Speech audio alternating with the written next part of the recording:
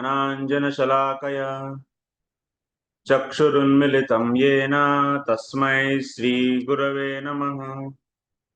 श्रीचैतन्यमनोभीष्टं स्थापितं येन भूतले स्वयं रूपः कदा मह्यं ददाति स्वपदान्तिकम्।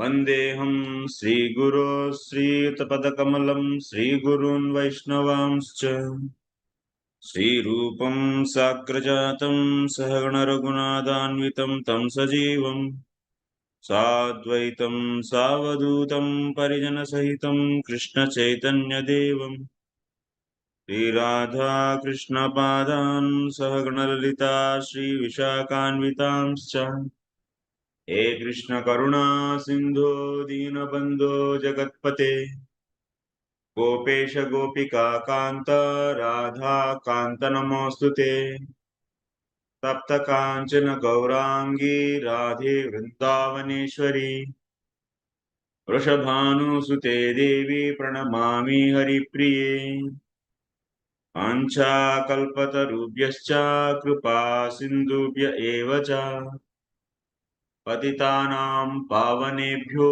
वैष्णवेभ्यो नमो नमः। नमो विष्णुपादाय कृष्णप्रेष्ठाय भूतले श्रीमते भक्तिवेदान्त स्वामिन्निति नामिने। नमस्ते सारस्वते देवे गौरवाणी प्रचारिणे निर्विशेषा शून्यवादी पाश्चात्य देशतारिणे। जय श्री कृष्ण चैतन्य प्रभु नित्यानंद श्री अद्वैत गदाधर श्रीवासादि गौर भक्त वृंदा। हरे कृष्णा कृष्ण कृष्ण हरे हरे हरे राम राम राम हरे हरे। हरे Krishna. Welcome to all the devotees. So today we are going to discuss Srimad Bhagavatam, 6th canto, 3rd chapter. So sloka number 11 onwards we are going to discuss.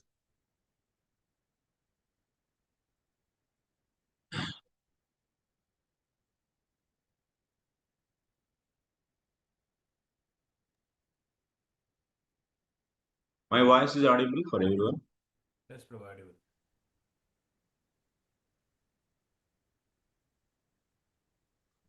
It's audible, bro.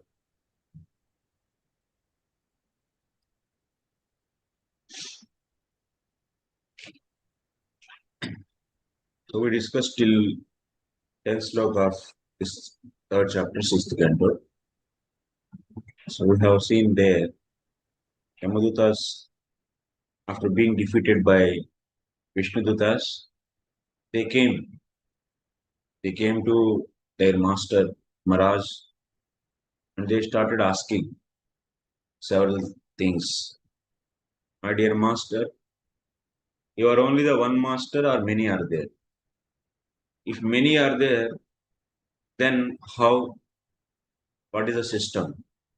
If many masters are there to give punishment to these sinful jivas, so these two masters, if they are together having the good understanding, then what will happen? So one offender will get two times punishment.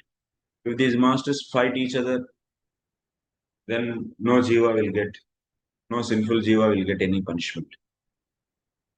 So I think we think that you are the like a Chakravarti and all other whoever is related to giving punishment. All are like just kings and you are emperor. We thought like this. But if you are like emperor, then why these Vishnudutas are, that means this the special, so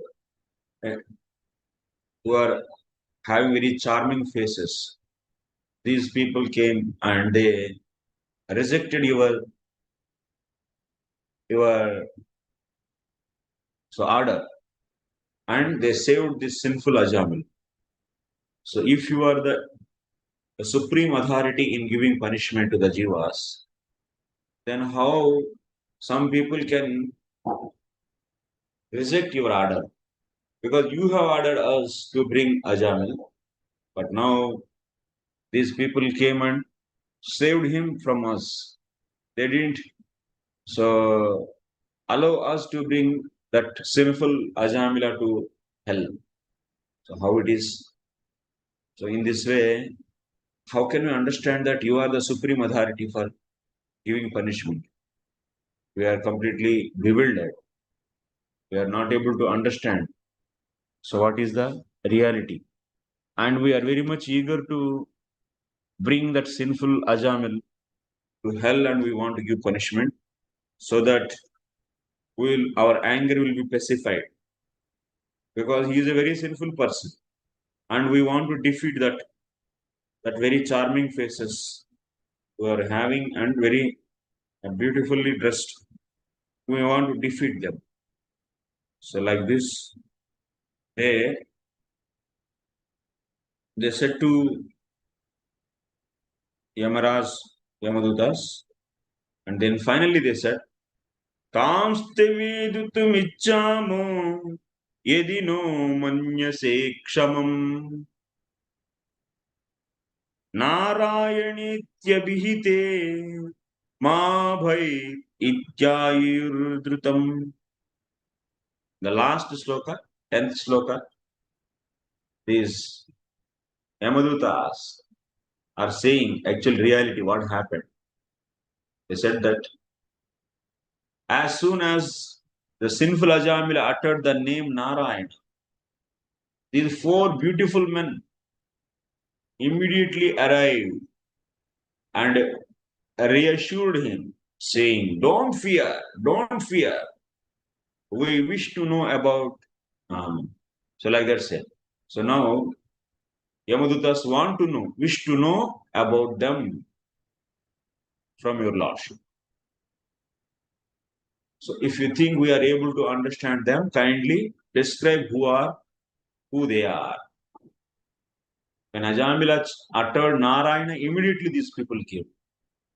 So, this much information given by Yamadutas already made Yamaraj to understand whole situation. Oh, those four beautiful men are nothing but Vishnudutas. And Ajamila chanted Narayana mantra.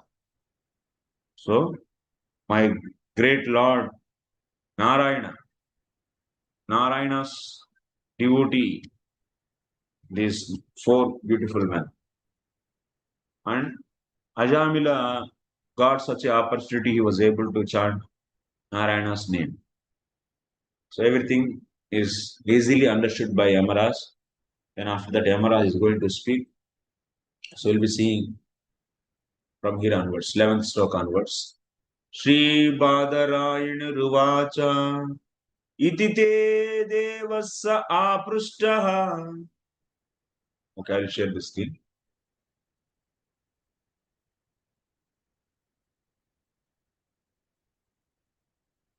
Iti te devassa aprushtah praja samyamano yamaha pritaha swadutan pratyaha smaran padambujam hare. Translation. Anyone wants to read? Sri Sukdev Goswami said, Thus, having been questioned, Lord Yamraj, the supreme controller of the living entities, was very pleased with his order carrier because of hearing from them the holy name of Narayan. He remembered the lotus feet of the Lord and began to reply.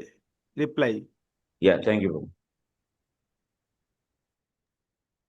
So Yamaraj became so happy, very pleased with his order carriers because of hearing from them the holy name of Narayana. He remembered lotus feet of the Lord and began to reply. Srila Prabhupada writing purport. Srila Yamaraj, the supreme controller of the living entities, in terms of their pious and impious activities, were very much pleased with his servants because they had chanted the holy name of Narayana in his dominant. So here, Yamadutas just while narrating the story, the situation, Ajamila took the name Narayana. That word only they uttered. By that, Yamaraj is so happy actually. And Yamaraj has to deal with men who are full sinful and who can hardly understand Narayana. So, because every day he faces only those people who never chant holy names. And such a people only will be taken to Yamalok. Devotees will never be taken to Yamalok. We have seen in the commentary of Srila Vishwanath Chakravarti Thakur on sloka number 9 and 10 of the previous chapter. There we have seen anyone who has taken Vaishnava Diksha and Vaishnava Guru accepted. That means they can be Pradhani Bhuta Bhaktas or Kevala Bhaktas. That means they are doing Kevala Bhakti or Pradhani Bhuta Bhakti. Still, we should call them as Vaishnavas. Okay? They don't do any Arthavada Aropan. That means they don't think the glories of holy name are as exaggeration. अर्थवाद की आरोप नहीं करते वो लोग भगवान के नाम पर. They don't claim Arthavada on holy name, glories of holy name. So that's why they are Vaishnavas. They take glories of holy name as it is. And such a people, so they take Guru and they take Vaishnava mantra. They chant regularly. Even after some time, even they stop continuing their sadhana. And if they do offenses, on top of that, they do sinful activities. But still, they will never be sent to Yamaloka. Because in their heart, whatever bhakti bija is there, that cannot be defeated by any kind of papa. Papa is not going to cover our defeat. So now they might be doing so much sinful activities. That is not going to defeat.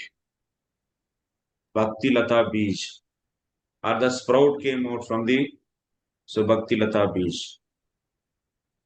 From the seed of devotion, the sprout came out. So that cannot be defeated by Papa, even what they are doing. So that Ankura, whatever is coming from that Bhakti Bij, to get further flowers and leaves, flowers and fruits, they get different. That means they get many lives, births. They get many births. So from this we understood that even they are offenders, they are sinful people. Once they got the bhakti, they will never taken to the Yamalok. Then who will be taken to Yamalok? Only those people who do Ardhavad ki Arop, who claim glories of holy name are simply exaggeration.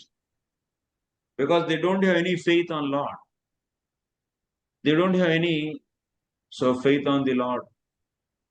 They are always see Bhakti Maharani as simply is a servant of karma. Servant of karma.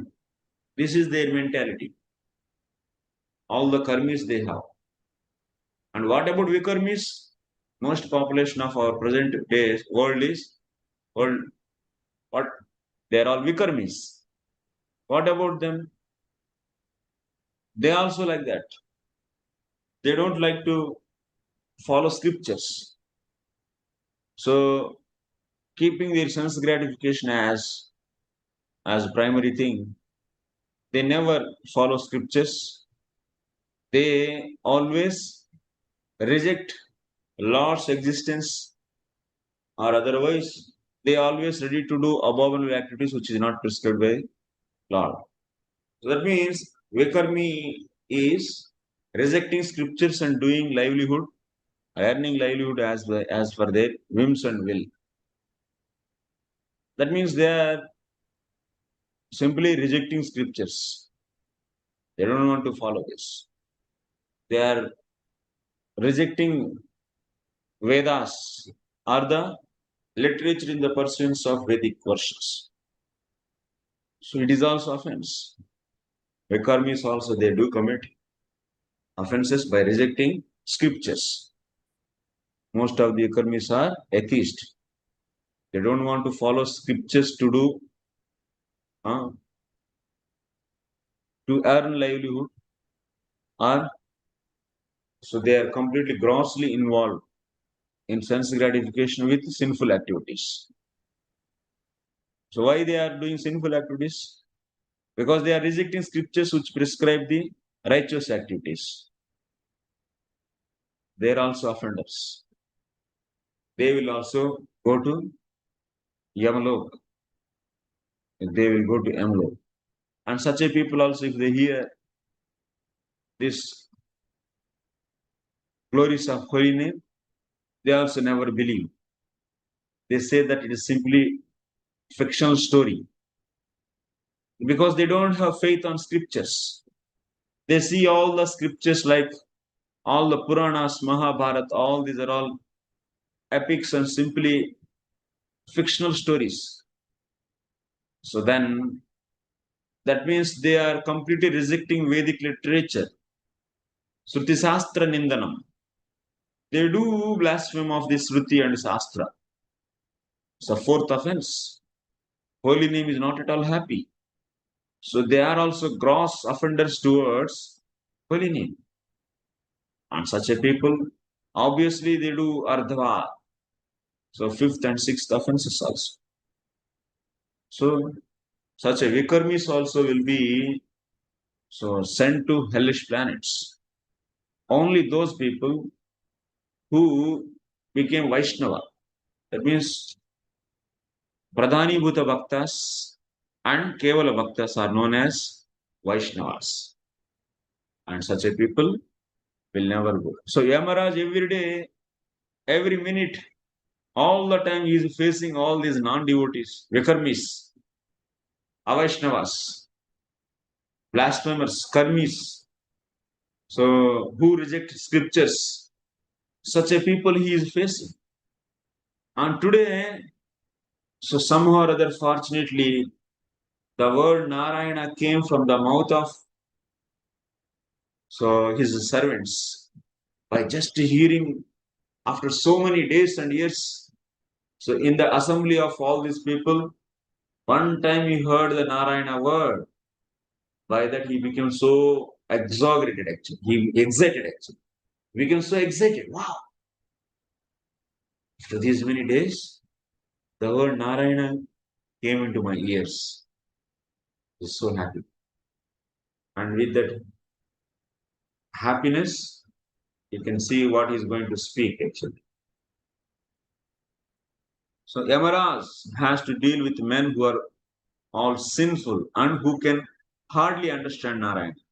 Consequently, when his order carrier uttered the name Narayana, he was extremely pleased. For he also is a Vaishnava. He is a Vaishnava. So that purport of Srila Vishwanath Chakravarti Thakur and sloka number 9 and 10 is very important. Kindly, again and again, please try to understand each and every case, how the various So cases are described by Srila Vishwanath Chakravarti has to be properly revised again and again. By that only we can understand clearly what is our philosophy and glories of holy name. By thorough understanding of that purport will be leading to no offenses towards the holy name. That's very important. And also no false commentaries on or wrong commentaries on holy name. So that is the important thing. Next up. Yama Uvacha. Paro Madanyo Jagatas जगतस्तुषुषश्च ओतं प्रोतं पटवद्यत्र विश्वम् यदंशतोऽस्य स्थितिजन्मनाशा नस्येतवद्यस्य वशे च लोकः. Can anyone read? Translation. Yes, Prabhu. Yamaraj said, "My dear servant, you have accepted me as the supreme, but factually I am not. Above me and above all other demigods, including Indra and Chandra, is the one supreme master and controller. The partial manifestation of his personality are Brahma, Vishnu, and Shiva, who are in charge of the creation, maintenance, and annihilation of this universe. He is like the two threads that form the length and breadth of the woven cloth. The entire world is controlled by him, just as a bull is controlled by a rope in its nose." Thank you, bro. So you see, the way question asked, answer also will be given in the same way. What is the main point of the Yamadutas? Hey, who is the supreme authority in giving punishment? Kati santiha shastaro. In sloka number 4, Yamadutas, what they asked in the beginning? First question, Kati santiha shastaro. How many chastisers are there? So who give, how many people will take charge on sinful people and take the charge on giving punishment? How many are there? जीवलोकस्य वै प्रभो त्रैविध्यं कुर्वतः कर्म फलाभिव्यक्तिहेतवः कति सन्तिः शास्तारो. How many are there? This is the question. Then Yamaraj is replying directly those questions by saying that, Acha, how many shastara are there? That shastara means controller. Controllers. How many controllers are there? Then Yamaraj is saying that, अरे controllers, controller तो देखो, स्मरण प्रीतः, अरे अपराधिनः, किमरे अपराधिनः प्रलपथ तत्वं शृणुत. अरे मूर्खों और अपराधियों, अपराधिनः, because they are Vaishnava, they got angry on Vishnu Dutas actually. So that's why Yamaraj is saying that, hey, offenders of Vishnu Dutas, pralapata, enough whatever you spoke till now, chup raho. Pralapata Tattvam Srunuta, but you hear the reality, the fact, the truth you should hear. What is the truth? That is said in this sloka. Yam mam loka shastarah janita tasmad mattopi madhu upalakshitebhi indradebhyo paraha sreshta. Mukho, you people all know me as the controller of all these sinful people. So you should know that important thing. Not only me, people, other devatas who are equal like me, like Indra, Chandra, Varuna, Surya. So compared to all of these also, there is a one supreme controller is there. Aham tu jangamane tatrapi papiname tatrapi tat kinkaraha san ishwaraha sadhu sarvesha. Are, who am I? Yamaraj is saying, who am I? I am just so Jangamana eva. I am controller of moving entities. And among those also, particularly only sinful people. On sinful people, I have control. That too, how? Being his servant. Who is that? Paraha. Paraha means Supreme Lord, Krishna. The being his servant only, I became master of all these sinful people. Not that I am the independent, master on this. So then who is that Supreme? That Supreme is nothing but Vishwamotam Protam Cha. Vishwam Otam Protam. What is said in the sloka? Paro Madanyo Jagastastushascha. Otam Protam Patavatyatra Vishwam. You all know cloth. How the cloth is made? Like different threads are, one is horizontally going, another is vertically going. So like this, one cloth is made.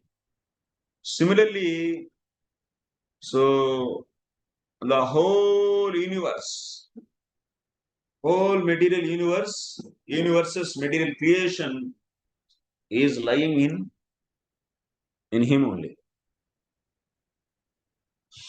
Like how a cloth, if you take a sari or if you take a dhoti, it is lying in where? It is lying in the systematic arrangement of the threads. Similarly, this whole universe is also lying in Krishna. Okay. Yadamshabhyo Vishnu Rudradibhyo Nasyotavannasi Rota Balivartat. So he's saying Yadamshatoha Asya Stitir Janma Nasha Nasyota Vad. By his amshas only. Who are those amshas? That means Gunavataras, Vishnu, Brahma, and Rudra.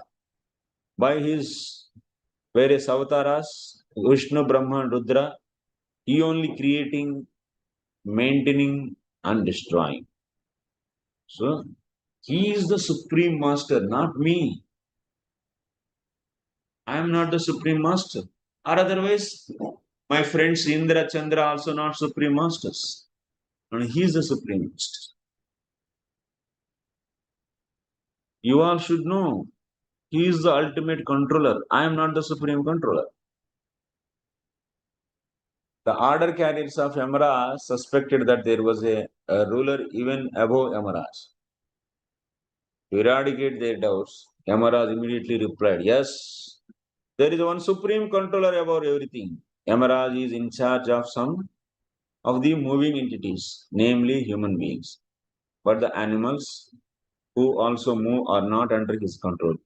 Only human beings have consciousness of right and wrong. And among them only those who perform sinful activities come under the control of Yamaraj. Therefore, although Yamaraj is a controller, he is only a departmental controller of few living entities. So, Prabhupada is writing directly from Krishna Chapata. So, other demigods also, they are also like him only. They are also departmental heads only. Okay.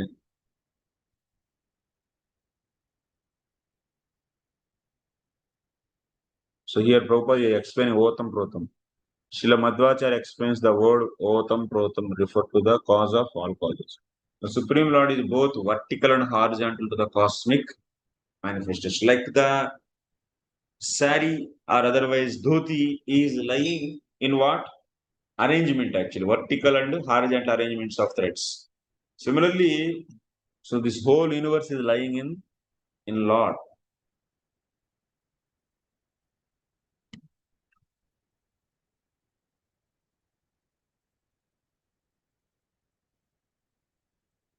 Lord Vishnu is situated as the vertical and horizontal cause of cosmic manifestation. If you don't if you don't bring these threads into vertical and horizontal arrangement, if you just lie those threads like that somewhere, can you see any cloth in those threads? No. So systematic vertical and horizontal arrangement only can produce cloth. Here only some people they say that, hey, threads are producing cloth. Threads are producing cloth. If you say threads are producing cloth, then there are so many threads you just throw on the table, keep on the table. Can you find any kind of cloth? Can you see any cloth in those threads? No. When you do systematic horizontal and vertically, you arrange those threads, then only you will be seeing cloth. So that's a systematic horizontal and vertical arrangement is the main thing actually, which is cause for cloth. So that is the meaning of Otam Protam. Similarly, Lord is arranging this Prakriti so that it is manifesting so many entities. Simply Prakriti can produce all these creatures, entities? No. So simply threads can produce sari? No. There is a need to do the systematic arrangement, vertical and horizontal. That is known as Otam Protam. Okay, is it clear? Any question? What is the meaning of Otam Protam is clear? And also what we are discussing is clear. Any questions? For anyone?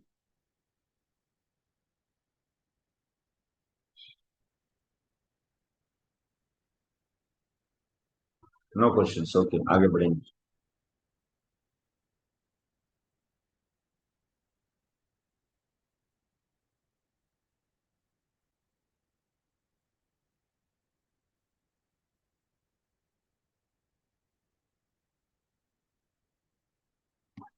यो नामभिर्वाचि जनं निजायां बध्नाति तन्त्यामिव दामभिर्गाः यस्मै बलिं तैमे नाम कर्म निबन्धबद्धाश्चकिता वहन्ति.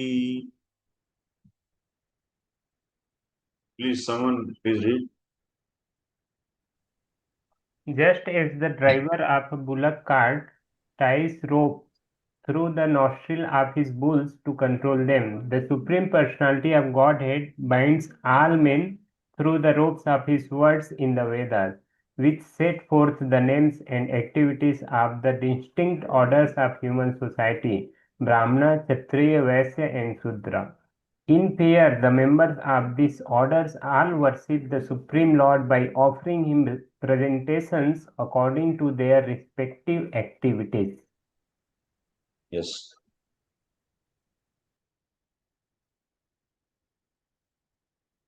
What is said here? Yo namabirvachi janan nijayam badnati tantyam iva damabirgaha. So people always struck with what? Their karma bandhanam. So Veda Lakshanayam Namani Brahmanadini Karmani Yajanadini Taireva Nibadnaihi. People, most of the people, they are very much interested of what? In the Vedas, which are describing about what? About various karma, various yajnas. Yo nama birvachi janan nijayam badnati tan tantyam iva dama virga yasmai balimcha yasmai balimta ime nama karma nibandha baddas chekita vahanti. Namani means here what you should take? Vachi means Veda Lakshanayam. Vachi means Veda Lakshanayam. Namani means Brahmanadini. Karmani means Yajanadini. Taireva. निबद्धना। सभी सारा जगत किसमें लगा हुआ है? दुनिया में दो प्रकार का लोग होते हैं, कर्मी नहीं तो विकर्मी, है ना? विकर्मी तो gone case, they don't want to follow scriptures, so they are having the aversion towards scriptures. By default they are committing fourth offense, Shruti Shastra Nindanam. They say that all these are all useless books, Vedas are man-made fictional stories, and how these airplanes are flying, and how this stone bridge is built in a big ocean. How it is possible? It's simply fictional story. And how there are so many airplanes now, Wright brothers has invented so airplanes. Before whatever is it, just there's a fiction, it's an imagination. It's nothing but what this kind of opinion is Shruti Shastra Nindanam. They are completely blasphemers of scriptures. And if you blaspheme scripture, who is going to feel bad? Huh? Holy name will feel bad. बहुत लोग बोलते हैं scriptures को निंदा करने से holy name को क्या होगा, उनको क्यों समस्या आ गया? बोलिए क्यों आया समस्या? होली नेम के प्रति निंदा कैसे हो गई? How holy name will feel bad if scriptures are blaspheme? Vasudev Krishna प्रभु बोलिए. Because in the scriptures, mentioned, holy name is mentioned, and if you don't believe on those statements, then that is offense to the Lord, because that is also word of Lord only, Vedas. Holy name को क्यों अपराध, holy name अपने प्रति अपराध मान रहे? क्यों? Scriptures को निंदा करने से, वेदों को निंदा करने से. Because in the scriptures, glories of holy name is mentioned. So that also we are rejecting. So what is the connection here?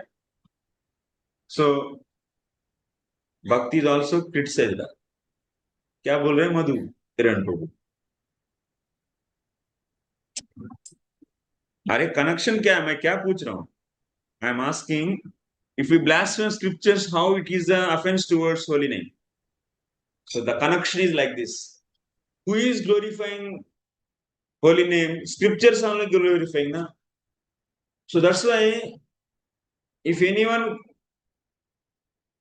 offend scriptures, if anyone blaspheme scriptures, immediately holy name also will feel bad. Because these scriptures are nothing but what? They always glorify me. Ultimate conclusion of all the Vedas is what? Vasudeva Paraveda, Vasudeva Paramakha. Vasudeva Paraveda. All the Vedas and Vedic literature. What is the conclusion of all the Vedic literature? Krishna actually. Vasudeva Paraveda. Para means here conclusion. Conclusion of all the Vedas. Who? Vasudeva. Narayana Paraveda. Narayana Paramaka. Also we hear like this. Narayana, Vasudeva is the conclusion of all the scriptures. Now those scriptures are blasphemed. Someone is blaspheming them means, then who is feeling bad? Holy name will feel bad. Vasudeva name and Narayana name will be feeling bad. Because about me, these scriptures are telling and their conclusion is me. And if they are blaspheming means, if they are blaspheming scriptures means they are blaspheming me only. That's why holy name will be taking it as an offense. Actually, Vikarmi, by default, they blaspheme literature, Vedic literature. So whoever blaspheme Vedic literature, they are offenders towards holy name, by default. Swarupata. In Karmi's case, by naturally what kind of offense is there in their Swarupa, in the Karmi Swarupa. Kesha Kripa, Prabhu Boli. Eighth one. Huh? Eighth offense. Eighth offense. Auspicious activity. Yeah, Karmis, they always see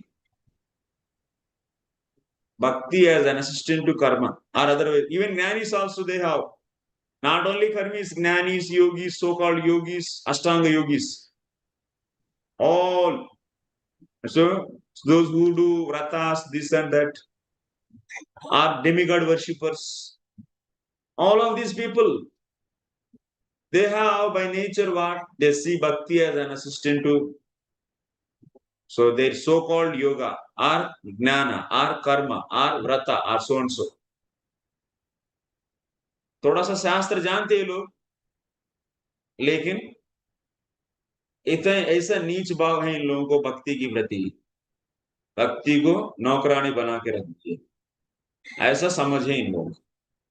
इसीलिए that's why in the swarupa of karmi, jnani, yogi and so and so, naturally there is a offense, that is eighth offense. That's why they can't be called as Vaishnavas.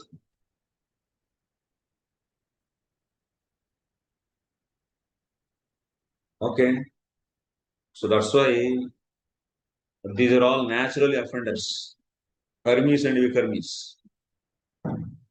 People they say that. Then who cannot be offended? Whoever is like an animal-like life, whoever is living. Like in the case of Jadabharat, in the case of Ajamil, is like a Gogardaba. Completely. He doesn't bother about scriptures also. Doesn't bother about anything. Simply grossly involved in severe sinful activities, and you are living like animal. But some vikarmis, they are sharp vikarmis, they always comment on scriptures like this. So most of the people they get chance to hearing of scriptures, they offend scriptures by blaspheming that. So now that's why here it is said, what we are seeing, these people who are in this middle world, karmis, they are binded by what? Namani. They are also having the taste for what? They have taste for Vedas. Which part of Vedas? Only Karma Kanda part.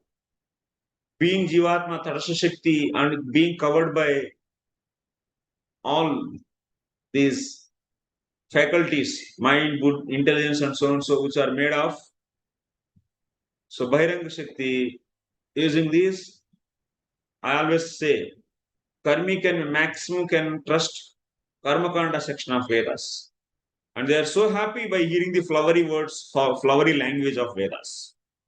And they are very much fond of dividing society on the name of Brahmana, Kshatriya, Vaishya, Sudra, and assigning duties, and based upon their varna, they are performing various yajnas, yajanadini, and they are so happy. So like that, they divide their society and they earn their artha by doing their dharma, and that artha they use for their sense gratification. And this much. So if we ask what is their opinion about bhakti, they say it is just a servant. And such a servant to their karma, jnana, and so on. And such a people are tightly binded by these so-called abhimana they have. I am Brahmana, I am Kshatriya, I am Vaishya, I am Sudra. This abhimana they have. They are not on the consciousness of Jiver Swarupir Hoy Krishna Nityadas. No, they are not in that consciousness. They are in the bodily consciousness, and they are very much fond of the duties related to their varna. And they feel work is worship. That is going to bind them actually. Acha beta, work is worship. So you keep on worship this work in this material world again and again. Take this position. and keep on worship. So like that, they don't want to worship Lord, they want to worship work. Then Lord is very impartial. Ye yatha mam prapadyante tam sadaiva bhajamiham. You don't want to do worship me, you want to worship karma, so okay, worship. Take again and again birth in this earth planet and keep on worshipping work. In this way, they are bounded by their varna and respectively activities, varna activities, all of them.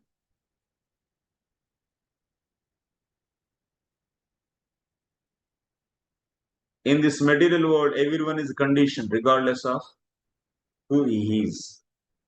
One may be a human being, a demigod, or animal, tree, or plant, but everything is controlled by the law of nature.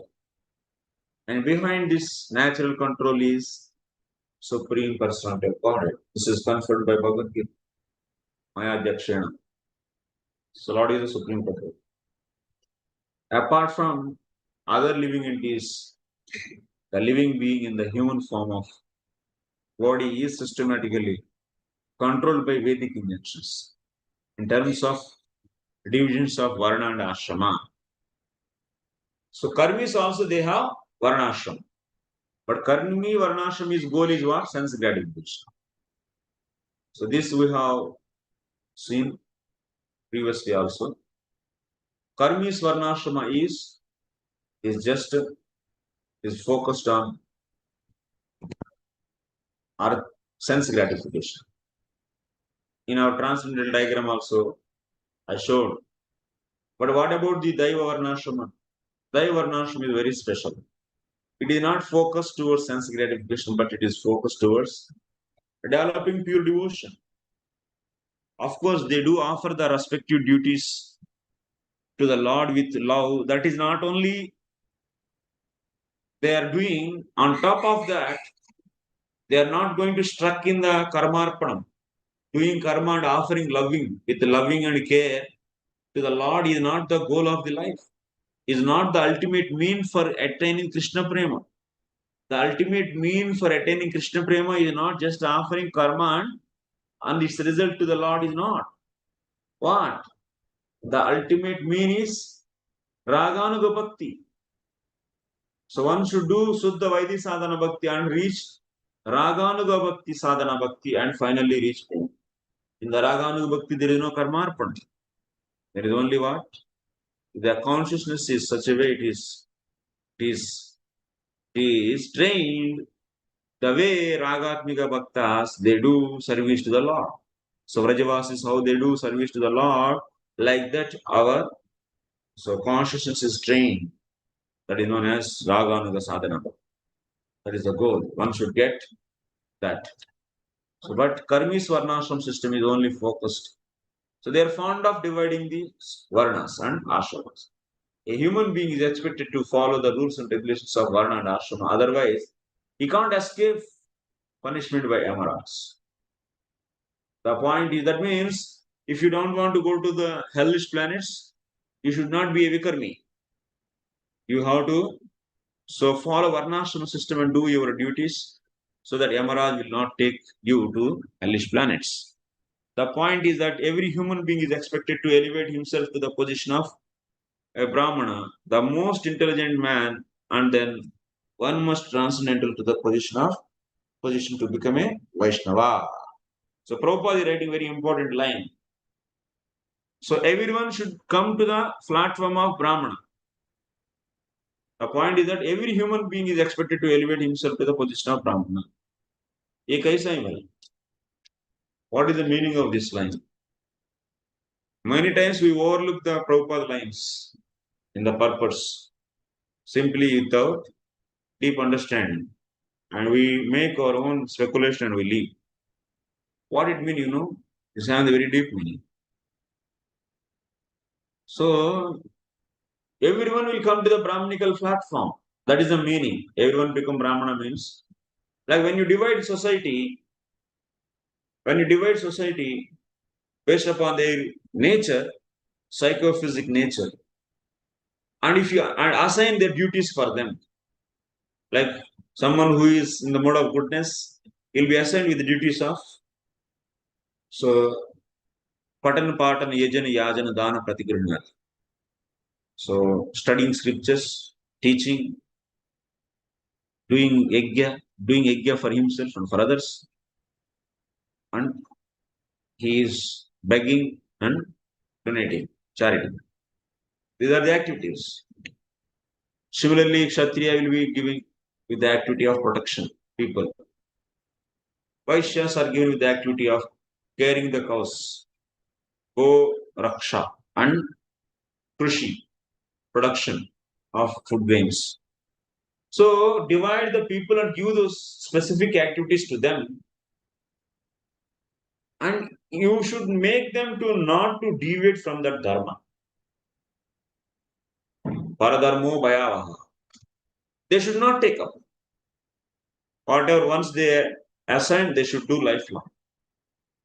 And what they should do, result of their work, they should offer with love to the Lord. They should offer with love to the Lord. With love. So when they offer with love to the Lord in Daivarna Dharma, then all will be coming into the mode of goodness. Even Kshatriya, Vaishya, Sudra also coming into the mode of goodness. Because of strictly following their Varna, and whatever profit or loss are coming, they are not bothered about that. Whatever the pain coming while doing those activities, they tolerate that. And result of their work, they do offer to the Lord with love. Because of this, what is happening? They are automatically coming to the mode of goodness, but since they are offering the result of their karma to the Lord with love, they are also started developing bhakti. And they are also getting the mercy of the Lord, favor. That happens in Udaya Dharma, in regular Varnashram Dharma. But in Daya Varnashram Dharma, apart from this, they do one more thing. Because they want to accept the pure process, not the process of offering karma to the Lord. But regular Varnashram people, they just offer the result of karma to the Lord and they are happy with that. They don't focus to do 24 hours direct devotion. But these people, Varnashram Dharma people, they hear full glories of the Lord, they develop full faith, and at one stage they want to leave karma and jnana also, and do practice of only pure sadhanas, pure Suddha Bhakti, that means pure direct devotion. So for that sake, they develop Dhrudha Shraddha by hearing scriptures. This also they do, Daya members. But what about Nishkama Karma Yogis? They are also strictly divide their society and they do their duties. So even there is a pain and pleasure, they tolerate. But they are offering the result of karma to the Lord only just with detachment. There is no love for them. So, but that's why these people also definitely will be coming to the mode of goodness, but there is no love for the Lord. They only want to be one with Brahman. So that is a lacking actually. But they are also coming to the mode of goodness, all. Brahmana, Kshatriya, Vaishya, Sudra, all also are coming to the mode of goodness when they tolerate. While doing their dharma, if they tolerate, they are all coming into the mode of goodness. That is nothing but Brahmana stage or Brahmanical platform.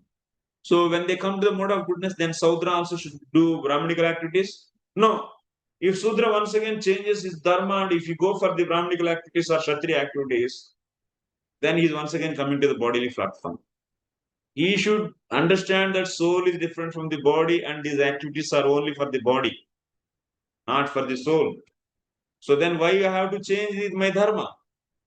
Even he is in the mode of goodness and is competent enough to do the activities of either Brahmana or otherwise higher categories, but still he will not take up that. Because that will ruin his consciousness, that will bring him to the mode of, into the bodily platform. He is giving priority to the changing the dharma, means he is not giving priority to the original state of soul, the natural state of soul. Natural state of soul is not possessing any kind of the so-called dharmas. It is always pure and it is always different from the body and it is always above to these all duties. So, okay, so that is the meaning. So you have to understand what is the meaning of this sentence. Prabhupada is saying everyone will come. The point is that every human being is expected to elevate himself to the position of a Brahmana, the most intelligent. And then one must transcend that position to become a Vaishnava. So that's why to transcend that position, by doing regularly practicing of Varna and Ashrama duties, by tolerating the pain and pleasure and offering the result to the Lord, so they are coming to the mode of goodness and they should transcend from there also. That's why these Dayavarnashram members of Dayavarnashram society, they do hear from pure devotees about the glories of the Lord, and they don't want to identify themselves as Brahmana, Kshatriya, Vaishya, but they want to so recognize themselves as a servant of the Lord. Jiver Surupir Hoi Krishna. So that will become perfect when they fully surrender to Lord. That's why Dhruva is the beginning of so identifying himself as servant of the Lord fully. Without full surrender, then he cannot identify himself as servant of the Lord. He will also identify sometimes with as a Brahmana, Kshatriya, Vaishya, and he feel pride or feel ego for that. Oh, I am this, I am that. Okay. The point, and then one must transcend that position to become a Vaishnava. This is the perfection of life. So if you transcend from this mode, from the mode of goodness, also if you come here, then perfection starts. That's a perfection actually. You are in the pure devotion. With that pure devotion, very soon all the whatever contamination is there in the heart will be finished. The point is that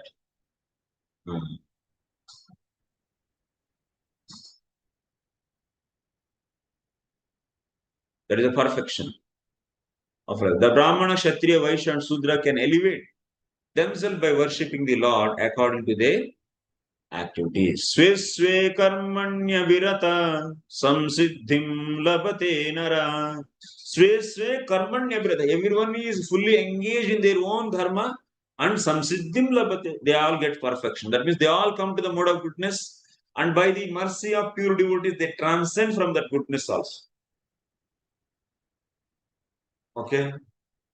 The divisions of Varna and Ashram are necessary to ensure.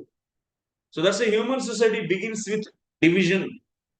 आजकल क्या है, लोगों अपना फायदा के लिए कुछ भी काम करते हैं, तो तब क्या हो गया, वो शारीरिक स्तर पर ही रह जाते। आजकल लोग क्या हो गए, दुनियादारी लोग, तो शरीर को सुख देने वाला काम पर भागते रहते हैं पीछे। They always run behind the work which is going to give more material pleasure. Then what will happen? Their consciousness is always on bodily platform only.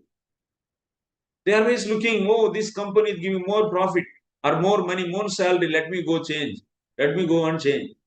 It is the driving force you to lead your life. That means that kind of motivation is keeping him in bodily platform. But when he fix for one dharma, and if you do while getting pain or pleasure, by tolerating that, then he will transcend the bodily platform to soul platform. Otherwise, no. That's why in the Vedic society, everyone is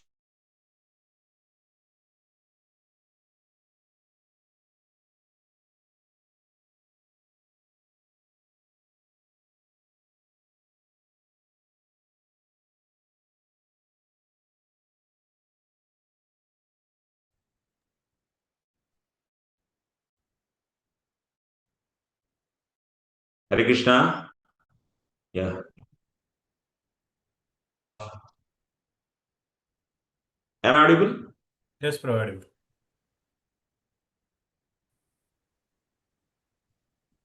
Excuse me.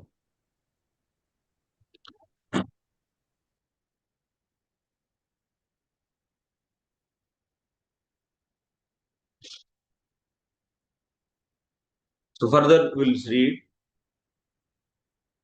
the divisions of The divisions of Varna and Ashrama are necessary to ensure. That's why people are now, they behave like animals. Animals' senses are always attracted towards what? Towards the pleasure-giving things. If anyone is simply attracted towards the objects which attracts their senses, if he is running behind the objects which attract their senses, to gain that object, if he is running, then he is like animal. Simply an animal. Oh, this building is very nice, palatable building. So let me have this. If that is attracting, and that is the driving force him to lead his life, then it is what? It is simply animal life. People are nowadays fully, they are attracted by the sense gratifying objects. Sense gratifying objects. And they change their dharma to acquire those objects. Then what is their consciousness? It is always agitated by which mode? Passion. Passion and ignorance. Now that's why now present society is full of passion and ignorance. But when they stick to one duty, and they do in all respects, in all situations, while tolerating pain and pleasure, then his consciousness will be lifted actually. I already showed to all of you that diagram, you remember? So, soul is always pure. One should come to that platform, this diagram. This. So, all pain and pleasure belongs to only mind. And we should raise our consciousness so from mind also. That means we should not identify ourselves as mind, and we should not think that I am happy or I am sorry. One should fix himself in his consciousness. I am soul and I am free from all these elements or these material qualities. That is the practice one should do. So that's why human society means it should be divided into 4 varnas and ashramas. Otherwise, it is not human society. So that's why in Bhagavatam it is said, Adapumbirdha Sreshta Varnashrama Vibhagasha Swanushtitasya Dharmasya Samsiddhir Haritoshanam. Samsiddhir Haritoshanam. All these 4 varnas, they should actually offer the result of their work for pleasure of the Lord. That means Lord is expecting everyone to be at least in which area? He is expecting everyone to be in this area. At least in this area. But one will come to this area with the association of pure devotees. One will go to this area with the association of jnanis. One will be here with the association of Pradhani Bhuta Bhaktas. But if they have no association of any sadhu, they will be simply karmis, only focusing karma kanda as per given by Vedas. If they are not karmis also, then they are vikarmis. They will be leading to their life towards hell. Okay. The Varnashrama institution offers the perfect process for making one eligible to return home back to Godhead, because the aim of every Varna and Ashrama is to please the Supreme Lord. That's why even if they don't get association of pure devotees, people who do their Varna and Ashrama activities for pleasure of Vishnu, they will go to Salokya Mukti and Sarupya, Samishti, Sarushti. So they will get that kind of Mukti. Those who worship him directly get the results of liberation quickly, whereas the liberation. So, okay, one thing. One can please the Lord under the direction of bona fide spiritual master, and if one does so, his life is perfect. One can please the Lord under the direction of bona fide spiritual master. The Supreme Lord is worshipable, and everyone worships Him directly or indirectly. Here, people are worshipping indirectly. They are doing karma and offer the result of the karma. So, for the pleasure of the Lord.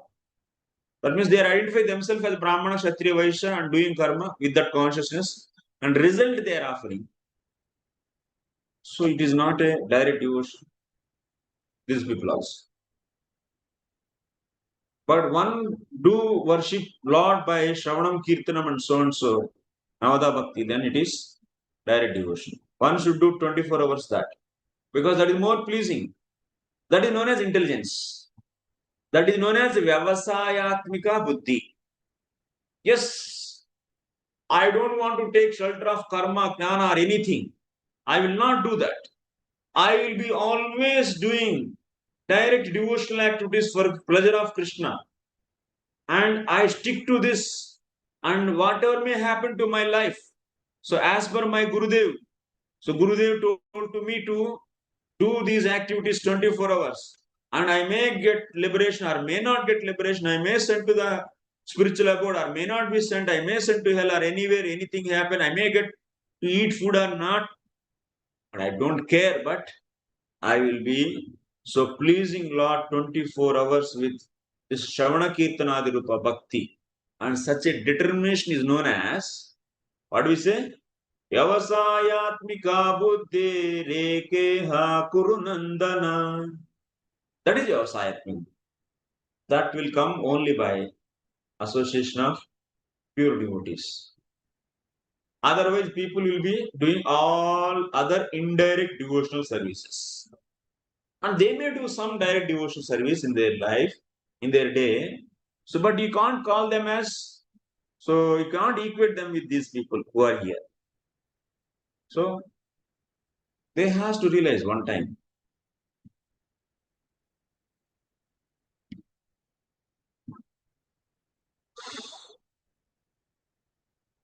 Those who worship him directly get the results of liberation quickly, whereas the liberation of those who serve him indirectly is delayed. That's why worshipping Lord through the Varnashram system is indirect. We don't want to keep everyone there. We want to raise everyone from even that institution also, Varnashram institution. But that is needed before you reach to the stage of pure devotional platform. There you can do 24 hours direct devotion. Before going there, it is needed. Otherwise, so we'll be doing the karma. Next. Aham Mahendro Niritir Pracheta Somognirisha Pavano Virinchi Aditya Vishwe Vasavota Sadhya Marudgana Rudragana Sasiddha Anye Chaye Vishwasrujo Maresha Prugvadayo Sprushtarajastamaska Yasyehitam Navido Sprushtamaya Sattva Pradana Apikim Tatonye. Can anyone read? I, Yamraj, Indra, the king of heaven, Niriti, Varuna, Chandra, the moon god, Agni, Lord Shiva, Pavana, Lord Brahma, Surya, the sun god, Vishwasu, the 8 Vasus, the Sadhyas, the Marutas, the Rudras, the Siddhas, and Marichi, and other great rishis engage in maintaining the departmental affairs of the universe, as well as the best of the demigods headed by Brihaspati, and the sages headed by Bhrigu, are all certainly freed from the influence of two base material modes of nature, namely passion and ignorance. Nevertheless, although we are in the mode of goodness, we cannot understand the activities of the Supreme Personality of Godhead. What then is to be said of others who, under illusion, merely speculate to know God? Thank you. Further, Yamaraj is saying like this. You know what he said? Yes. There is a one supreme personality is there who is the supreme controller. Because of him only this whole universe is created, maintained and destroyed. Otam Protam. He is Otam Protam of this material creation. And now after saying all this, saying that so such a his personality is not known to not only to me or people like me, but even great personalities. Who are those? Mahindra is the king of all demigods. And Soma, Chandra, Agni, Isha, Lord Rudra also. And Virinchi. अरे ब्रह्मा जी तक नहीं जानते हो. सो विरिंच पर्यंताः सर्वज्ञाः अपि सदा सः अपि सा कदा किं कुर्यात् इति न विद्मः. We all know that Virinchi, Brahma ji is the Sarvagna. He knows everything in this universe. Lord Shiva is also we call as Sarvagna. So, and not only me and my friends are people like me, Indra Chandra. These people also sometimes we know as Sarvagna. They know everything. Like that we say. But actually what they know? They don't know when and what Lord is going to do. Nobody knows. Not only me, people like me are even the great Brahma and Shiva also, they don't know what Lord is going to do, when and what.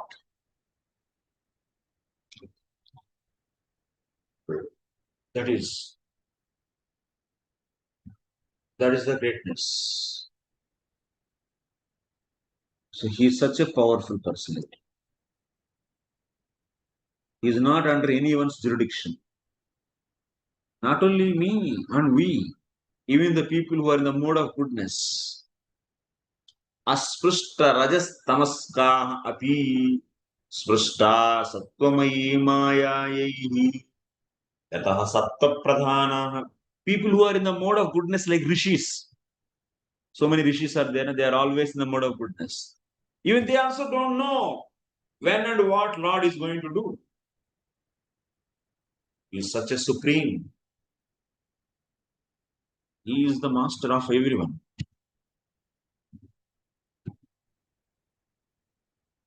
Purport: the men and other living entities within the cosmic manifestation are controlled by three modes of nature. The living entity is controlled by the base qualities of nature, passion, ignorance. There is no possibility of understanding. Even those in the mode of goodness, like many demigods or great rishis described in this verse, cannot understand the activities of the Supreme Personality of God. When and what he is going to do, nobody can understand. When Lord Varaha came from the nose of Brahma, all these Prajapatis and all the demigods, they are all surprised. All the Prajapatis, particularly at that time, Prajapatis were there. They got surprised. Oh, what is this species? When Lord Marcha came, so from Satyavrata, commander, they also very got surprised. What is this? All the higher species who are in the Janaloka, so Tapoloka and Satya, they all got surprised. Nobody knows. Even Lord Brahma also gets surprised when and what he is going to do. Janma karma cha me divyam yovam yo vetti tattvataha tyaktva punarjanmaneti mameti sojjuna. Lord's activities, Lord's birth, Lord's qualities, janma karma cha me divyam, they are all transcendental. It's not under material logic. So it is beyond the three modes. Who can know about that? Only those species who got the ahaituki krupa of devotees. Mahajjana, Mahadaha. So great personalities, Krupa. The Krupa is nothing but Sarupa Shakti. When it is given to Jiva, then only that Jiva can. Not so-called who are very strong in material logic. They try to analyze law using these so many so-called speculative methods, using their intelligence, dry intelligence, Shushka Tarka, dry intelligence. They cannot understand him. Only one among the thousands and thousands of people will understand. मनुष्याणां सहस्रेषु कश्चिद् यदति सिद्धये यततामपि सिद्धानां कश्चिन्मां वेत्ति तत्त्वतः कश्चिन्मां वेत्ति तत्त्वतः. Many people they try to know him. So for getting perfection. So even people they get so-called perfection in their respective sadhana. But actually only out of millions of people of like that, one will know who is Krishna. Knowing Krishna is not so easy thing. It is only possible when we get the mercy of pure devotees. How we can get? Initially it will be given causeless. But then after that to get further, one should be free from doing offenses. One should clean all the offenses by doing regular chanting. And one should try to please those Vaishnavas by becoming submissive in front of them. वैष्णव की कृपा के बिना, गुरु की कृपा के बिना आपको कोई रियलाइजेशन नहीं आएगा. अपना दम पर कुछ नहीं आएगा. यदि अपना दम लगा के साधना भक्ति करेंगे, उसको देख के वो लोग प्रसन्न होकर कृपा देंगे, तब उस कृपा से आपका जीवन आगे बढ़ेगा भक्ति में. Sadhana cannot achieve prema. Sadhana bhakti will impress Lord and his devotees to give their mercy. समझ में आ रहे हैं या नहीं? बहुत लोग सोचते हैं कि मैं साधना करके बहुत बड़का भक्त बन जाऊं. साधना करने से मेरे गुरु से और साधु से क्या मतलब? हटाओ, मैं खुद कर लूंगा. ऐसा नहीं होता है. ये ऐसा है इसका जीवन. एक बहुत बड़ा समंदर में एक ऐसा नाव लेके चल रहा है. एक भी नाविक माने कैप्टन नहीं है, कर्णधार. बिना कैप्टन का ऐसे नाव पर बैठे इतना बड़ा विशाल समंदर है, कहाँ जाएगा? कुछ आएगा क्या? रास्ता मिलेगा क्या? कुछ नहीं मिलेगा. ऐसा ही नहीं. ऐसा रास्ता दिखाने वाले कौन है? गुरु एंड वैष्णव साधु. गुरु साधु की कृपा से ही हम लोग इस संसार सागर नहीं तो कृष्ण प्रेम को प्राप्त करेंगे.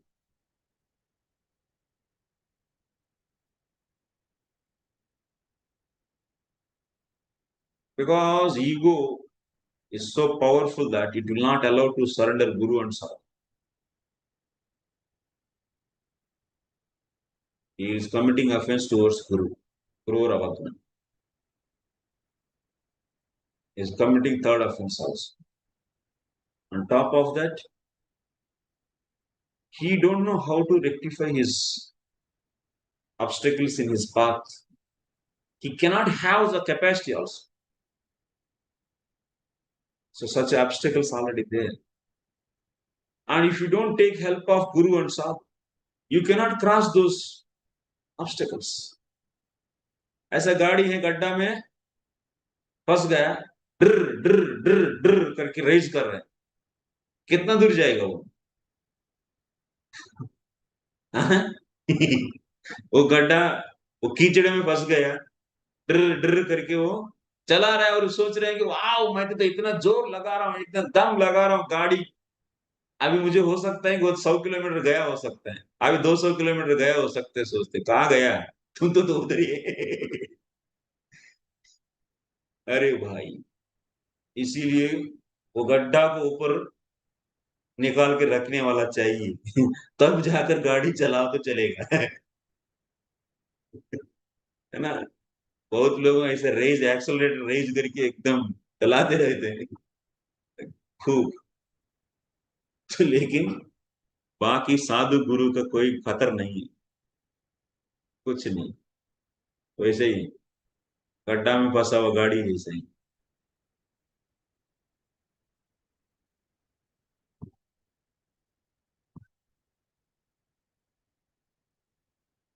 चलो, so we should always be respectful to our Gurudev, whoever maybe. He is a Shiksha Guru. Shiksha Guru is also powerful. You don't undermine. Any Guru Kripa is Guru Kripa. You have to remember this. Any Guru offense is Guru offense. Anyone who is teaching or who is guiding in your bhajan and who gave Diksha, all three are important. Shravana Guru, Bhajana Shiksha Guru and Diksha Guru. By anyone's mercy, we can cross over the obstacles. That's the one should be very so careful about this. Yam vaina gobirmanasa subirva hruda girava subruto vichakshate atmanamantar hridi santamatmanam chakshuryataiva krutayastatah param. Please someone read. As the different limbs of the body cannot see the eyes, the living entities cannot see the Supreme Lord, who is situated as a supersoul in everyone's heart. Not by the senses, by the mind, by the life air, by thoughts within the heart, or by the vibration of words can the living entity ascertain the real situation of the Supreme Lord. Thank you. What is being said here?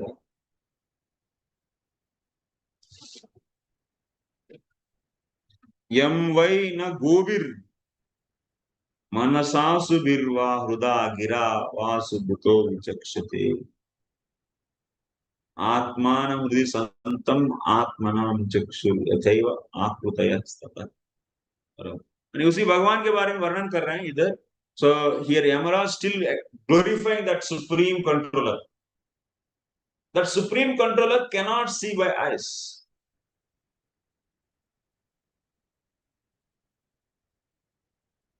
Or he cannot be approached by, not by senses, by the mind, by the life way, by thoughts within the heart, or by the vibration of words, can the living entities ascertain the real situation of Supreme Lord. Are murkho, Yamaraj is saying, क्या समझते आप लोग, जानते हो आप लोग वो कौन है? वो अपना बुद्धि मन इत्यादि से कभी भी आप नहीं जान सकते हो, है ना? Already we discussed this Jivatma which is covered with avidya. Default Jivatma is covered with avidya. And such a Jivatma is given with Chittam, Ahankara, Buddhi, Mana, senses, gross body. That's the point it is said. What is said? Gobir Manasa Asubir. Gobir means Gobi. Full Gobi nahi, Gobi means senses. Okay, Gobi. Go means senses. Gobi means with by senses. Gobi mane full Gobi mat samjho. Manasa means by mind. So Asubihi, it life a. Hruda means by heart. In Chitta you can take. So this Jivatma cannot come to know about Supreme Lord. Supreme Lord is here. And he cannot know, this Jivatma cannot ascertain or cannot know also. जीवात्मा, मैंने example दिया ना, आप लोग याद है ना, सूर्य और दिया और पेंसिल। दिया पेंसिल को प्रकाशित कर सकते, लेकिन दिया सूर्य को प्रकाश नहीं कर सकता। दिया अपना पेंसिल के ऊपर पड़ा हुआ रिफ्लेक्शन से सूर्य को समझ सकती है क्या? ये दिया डायरेक्टली भी अपना प्रकाश को यूज नहीं कर रहे हैं, सूर्य को ताकने के लिए, एनालाइज करने के लिए। मैंने सूर्य में रहने वाले जो भी है, गोल में रहने वाली वस्तुओं को देखने के लिए दिया लेकर आप देखेंगे कैसा, ये क्या है करके, क्या दिखेगा आपको? हाँ, और वो भी नहीं भाई, ये दिया की प्रकाश पेंसिल पे के ऊपर पड़ा और वो प्रकाश रिफ्लेक्ट हुआ। ये जो रिफ्लेक्ट हुआ प्रकाश है, उससे आप भगवान को देखना चाहते, सूर्य को देखना चाहते। ये क्या, ये क्या पागल पंक्ति है या नहीं? इसी को बोलते हैं पागल पंक्ति। अब हम लोग वही करते हैं। We, so means the consciousness of soul is reflecting on senses, mind, intelligence, and with those senses, you want to know Supreme Lord? Huh? You want to know Supreme Lord like that? Is this intelligence? Is the right way? It's not at all right. So that's why Yamaraj is saying, Are, you cannot know him by your senses, mind, and so on. When you will come to know? Yes, you will come to know him when you get the mercy of pure devotee, Guru. So, if this mercy will only work when there are no aparadas, if you have such a great offenses covered to you along with this karma, along with the sin, their offenses are there like this, these offenses should be removed. These offenses should be removed by your repentance and satata kirtana, satata nama kirtana. Remove those offenses. Then this kripa, whatever is given to you, this one will reflect. This will reflect on all the senses and everything. This prakasha of this Sarup Shakti is passed to all these senses, mind, intelligence. And with those senses, then you can see the Lord. Otherwise, तब तक वो कृपा रहते हुए भी act नहीं करेगी। कब तक एक्ट नहीं करेगी? सबको कृपा मिल गया, लेकिन क्या एक्ट नहीं कर रहा है? क्यों? पेमेंट दे दो। पेमेंट किसके लिए? पेमेंट जितना अपराध किया उसका पेमेंट तो दे दो, तब ना तो आपको मिलेगा रिजल्ट। बहुत अपराध करके बैठे हैं हम लोग, रोज कर रहे हैं, लेफ्ट एंड राइट, आगे पीछे, हाथी मात, सो पागल हाथी, हाथी मात, पागल एलिफेंट की जैसा दिन रात सुबह से लेकर शाम तक वैष्णवों का निंदा करके बैठे हैं, मंदिरों में, मठों में, आश्रमों में बैठ के। क्या आएगा रियलाइजेशन? हाँ, कौन सा रियलाइजेशन आएगा? वो कृपा प्रकाशित करेगी आपको, बुद्धि इन सभी को नहीं करेगी। वो करने में समर्थ है, लेकिन ये अपराध के कारण रुक के रखी है। बेटा तुम तो पहले अपराध क्लियर करो, तब मैं काम दिखाता हूं। ये है। तो सब लोगों को इतना अच्छा कृपा मिल गया, लेकिन फायदा नहीं उठाया, है ना अनंग विजय? उठा रहे हैं या नहीं? फायदा उठाना चाहिए, ठीक है? हाँ,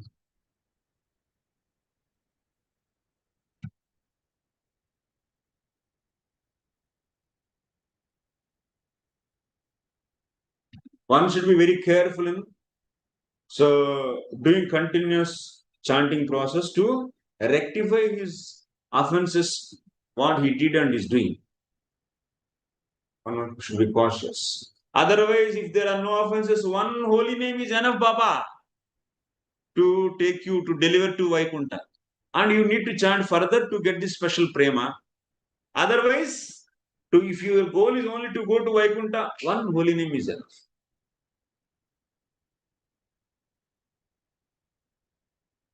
Itana Shakti. One Nama Bhasa is also. So Yamraj बोल रहे हैं, अरे यमदूतों क्या समझ रहे हैं आप?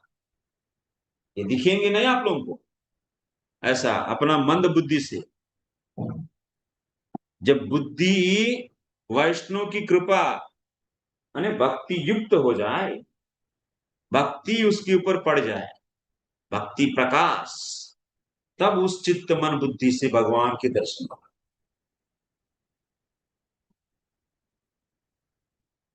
Although the different parts of the body don't have the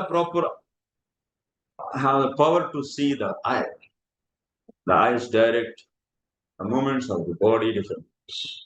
The legs move forward because the eyes see what is in front of them. The hand touches because the eyes see touchable entities. Similarly, every living entity acts according to the direction of Super Soul is situated in them.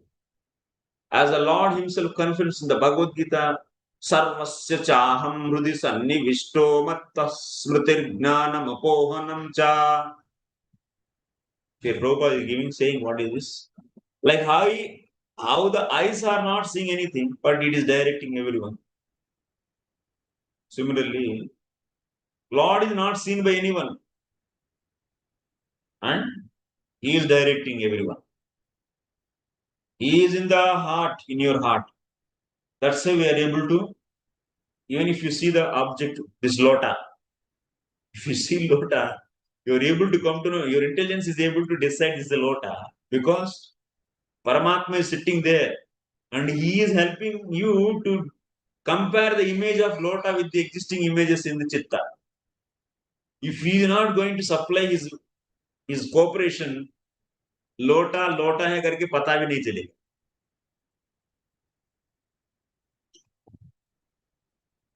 ये है बात। हर क्षण क्षण में भगवान की कृपा से चलता है सब कुछ। ऐसा जो व्यक्ति जान पाएगा हर एक चीज भगवान की कृपा से ही चलता है, ऐसा विश्वास जिसकी हृदय में है, वही दृढ़ श्रद्धा वाले हैं, वही भगवान की शरणागत हो। उसके लिए आपको क्या करना है?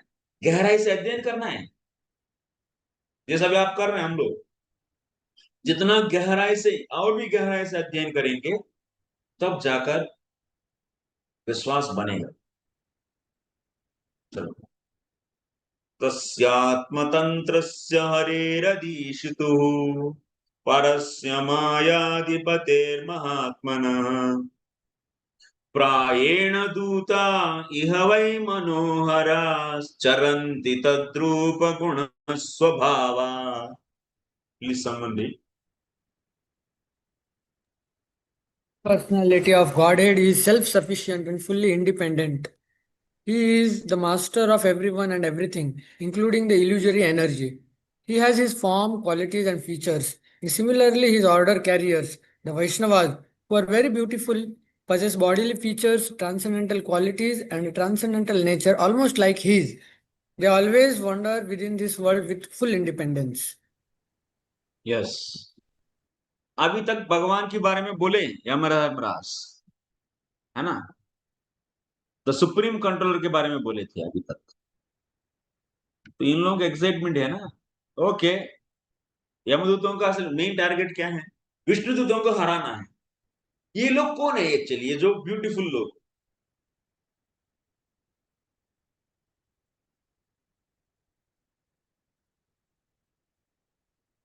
Okay, so they are all saying that these yamadutas, okay, we came to know who is परमेश्वर सुप्रीम, लेकिन वो चार लोग कौन है जो लोग हमको हरा के रखती है अपना आर्गुमेंट से? और हम लोगों जो क्या है, इसको क्या बोलते हैं, सो हथकड़िया, हथकड़िया नहीं है वो, जो थ्रेड है, यमपाश, जीवात्मा की गला पर लगा के रख दी, उसको भी तोड़ दिए वो लोग। कितना दम है इन लोगों के पास। They defeated us. Who are those? That is already is there, गुदगुदी हो रहे हैं उन लोगों का अंदर, यमदूतों को। उसको समझ लिया यमधर्मराज, अच्छा तुम्हारा समस्या उनसे भी है क्या, उन लोगों से, ठीक है। भवतु एवं भूतः परमेश्वरः तं न जिज्ञास्य जिज्ञासामहे ये तु अस्मान् निर्बत्स्य पातिकीनं ररक्षु एके। क्या चल रहा है, what is going in the heart of यमदूतास? ओके, परमेश्वर, okay, fine fine fine, he is the supreme controller, but those who just defeated us and saved this Mahapataki, this Ajami, and they saved this Ajami.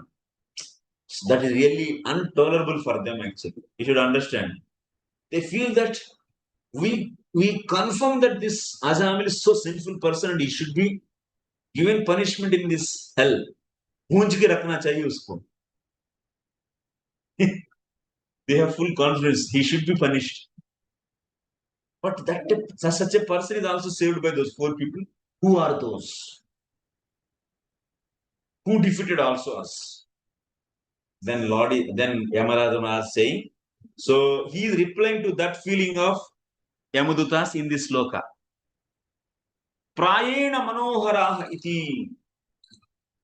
That means Yamadharmara is saying those people are very beautiful people, those 4. Indirectly he is saying that आप ही लोग हैं, देखो कैसा है, देख के डर जाते लोग, ऐसा फेस लगा के आप बैठे हैं, कैसे?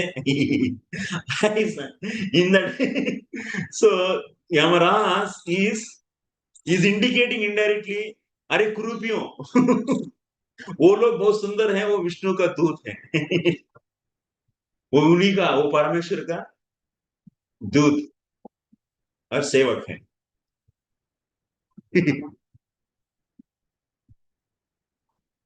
तस्या अमंत्रस्य हरेरजीषितुः परस्य माया मायाधिपते महात्मना प्रायण दूता।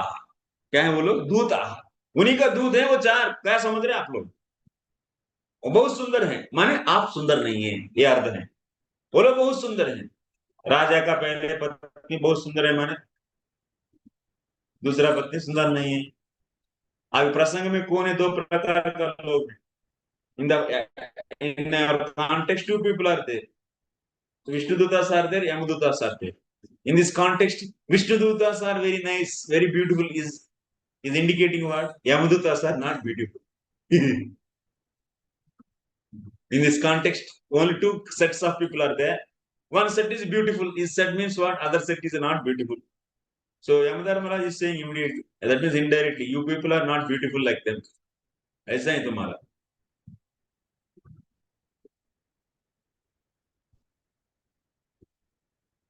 So Yamaraj was describing the supreme personality of Godhead, the supreme controller, but the order carriers of Yamaraj were very eager to know about the Vishnu Dutas, who had defeated them in their encounter with Ajami. Encounter करना चाहते अजामिल को, लेकिन ये लोग आके रोक दिए। Yamaraj therefore stated that the Vishnudutas resemble the supreme personality of Godhead in their bodily features, transcendental qualities and nature. Okay, this is complete. Bhutani Vishnu. Actually, another 5 minutes. इस श्लोक पढ़ के 5 मिनट में ब्रेक देता हूँ.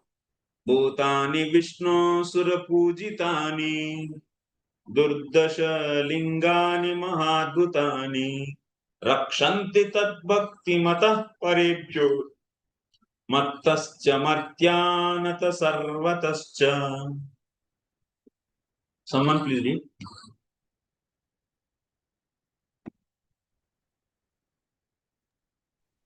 The order carrier of Lord Vishnu, who are worshipped even by the demigods, possess wonderful bodily features exactly like those of Vishnu and are very rarely seen.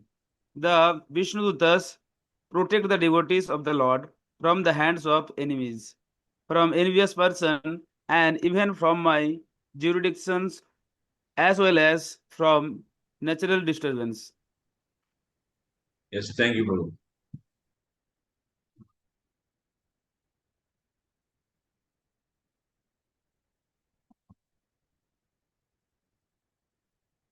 These order carriers of Vishnu were worshipped even by demigods because they are superior to demigods. Bhutani Vishnu Surapujitani. What is said the word here in the sloka? Surapujitani. Even demigods also they worship those four. That means those Vishnu Dutas. Durdarshalingani Mahadbhutani. And they always protect what? Tad Bhakti Mataha. Whoever is doing devotion towards the Lord, they are always protecting them. Rakshanti Paribhyo Mattascha Marthyan Atha Sarvatascha. They always protect devotees of the Lord.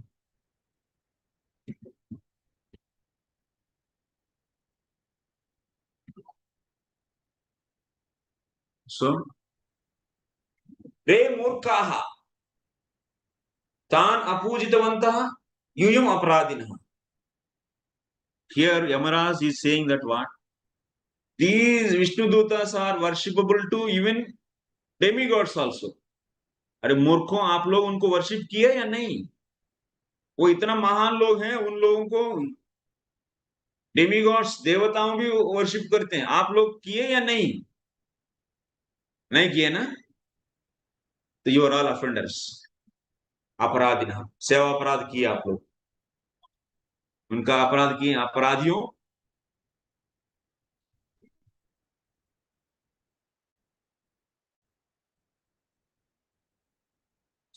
So, is saying means you people so didn't worship even Surya. They are eligible to be. They are worshipped by Yamadu devatas. And what they do? Vishnu Bhaktan. That means devotees of Vishnu. Mattascha. That means they protect Vishnu Duta. These Vishnu Dutas protect devotees from me. Then what to speak of you people? Even if I do commit any mistake, so they are going to protect the Lord's devotees. If mistakenly, even if I go and bring Lord's devotee to hell, they are immediately come and saving that person, even from my hands. तो आप लोग किस खेती का मूली हैं? अरे मेरे सेवक होकर आप लोग इतना क्यों परेशान हो रहे हैं? अजामिल को बचाया करके मेरा हाथों से भी रहते तो वो लोग, मैं गया तो भी मेरे हाथ से भी वो बचाते थे. तो आप लोग किसका बहुत बड़ा है क्या? आप लोग कौन है? आप लोग ऐसा है फीलिंग क्या हो रहा है?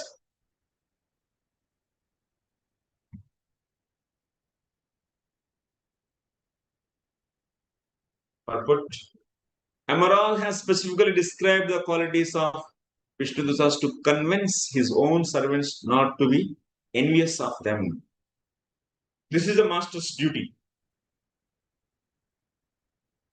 Even in our life, if we see great Vaishnavas, so we should not become envious. If someone have very good qualities, devotional qualities, not material qualities, and by seeing him, one should not be envious actually. Vishnu Dutas are worshipable actually, even by demigods. But anyway, ignorant they are actually, Yamadutas, and they didn't worship. Vishnu Dutas having that position, whom even demigods worship because they are Vaishnavas. Similarly, in our life also, if we come across Vaishnavas, we should worship them. We should not feel any envious. Amaras want the Yamadutas that the Vishnu Dutas are worshipped with respectful obeisances by the demigods and are always very alert to protect the devotees of the Lord from the hands of enemies, from natural disturbances, from all dangerous conditions in the material world. Sometimes the members of the Krishna conscious society are afraid of the impending danger of world war and ask what would happen to them if war should occur. If war should occur. In all kinds of danger, they should be confident of their protection by Vishnu Dutas or Supreme Personality of Godhead as confirmed in the Bhagavad Gita. Kaunteya pratijani hiname bhakta pranashyati.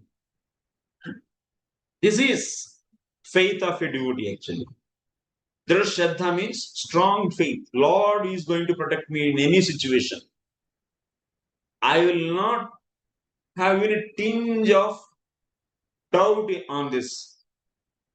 So such a Shraddha, that should not come from sentiments. That should come from thorough understanding of glories of and position of and nature of Krishna. Shastre yukte cha nipunaha sarvatha dhrida nischyaha prauಢ siddho yo sah bhakto vadikari uttamaha.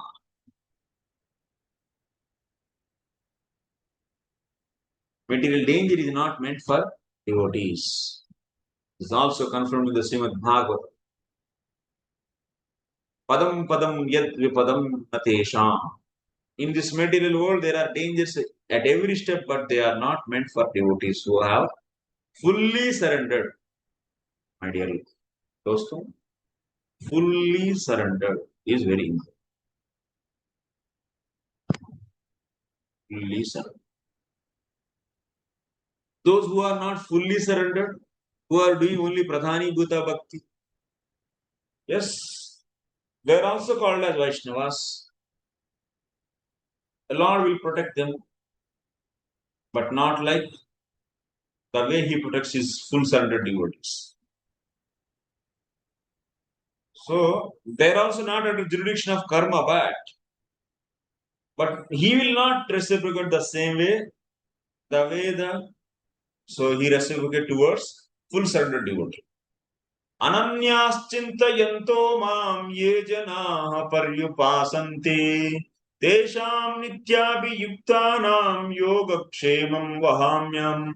If someone is ananya chinta, ananyaschintayanto mam, someone thinks about Krishna all the time, in that case, yogakshemam vahamyam nityabhiyuktanam, nitya abhiyuktanam, he is going to take care of fully.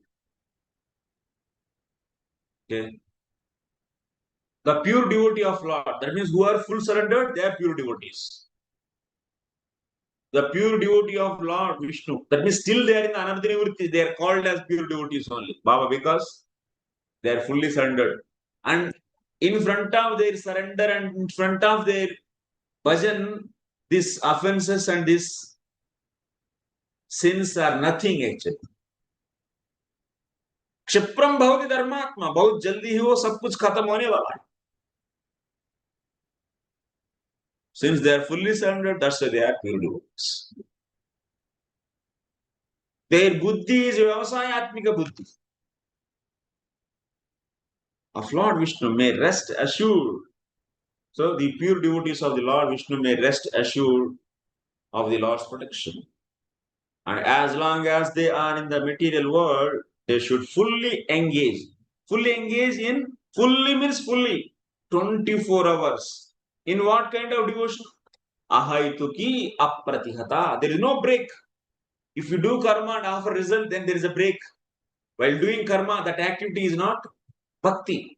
If you offer result, then it is becoming bhakti. That means the break. There is a break. This is not full engagement. Full engage in devotional service by preaching the cult of Sri Chaitanya Mahaprabhu. That means they are fully engaged in 24 hours. They direct devotion, they are chanting holy names and they are spreading glories of Krishna. Even they are eating, sleeping only for just the sake of maintaining this body. No attachment for body. So they want to use this body for Krishna's service 24 hours. At that time also they don't forget Krishna. While eating, sleeping also. That is Krishna conscious spirit. All the time just They are fired up actually for serving Krishna. That is known as pure devotional service.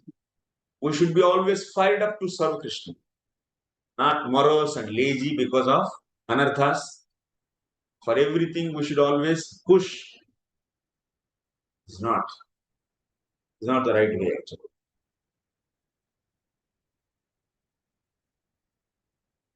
Okay. So, namely, the Hare Krishna movement of Krishna consciousness is inaugurated by Sri Chaitanya Mahaprabhu.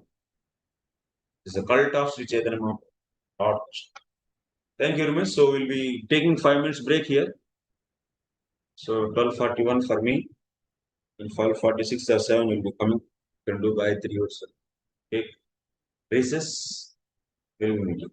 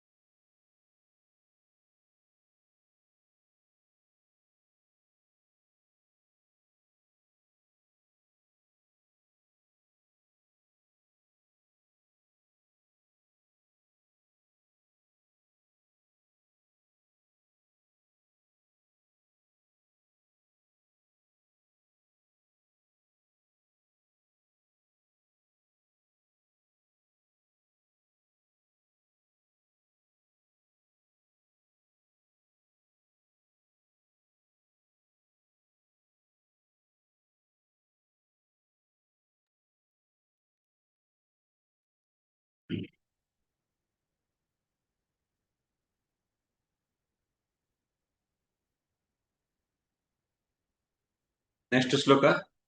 Hare Krishna, Krishna Krishna, Hare Hare, Hare Rama, Rama Rama, Hare Hare. So we'll be studying 19th sloka. Dharmantu sakshat bhagavat pranitam navai vidurushayo napi deva na siddha mukhya asura manushya puto nu vidyadara charanadayah. So can anyone read translation? Real religious principles are You are enacted there, in the you are all. Supreme Personality of I won't. Godhead. Although fully situated in the mode of goodness, even the great rishis who occupy the topmost planets cannot ascertain the real religious principles, nor can the demigods or the leaders of Siddhaloka, to say nothing of the asuras, ordinary human beings, Vidyadharas, and Charanas.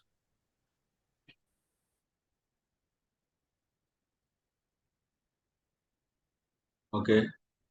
So you see here, till now, Yamadharmaraj is told in the beginning actually, in his reply, about Supreme Personality of Godhead, he said Vishnu, and he said these four people are Vishnu Dutas. Now he is telling what is Dharma, a real Dharma. It's a twofold actually. It's a Saguna Dharma and Nirguna Dharma. Or otherwise Bhagavad Dharma, or otherwise, and Varnashrama Dharma. This Bhagavad Dharma, Bhakti, is not so easy to know. Even one is in the very high body, demigod body also, still they cannot know Supreme Personality of Godhead and Bhakti without mercy of pure devotees. No. Anybody you might be in this material world, but still they can't know. So that is the point is being explained here. So see little commentary. Here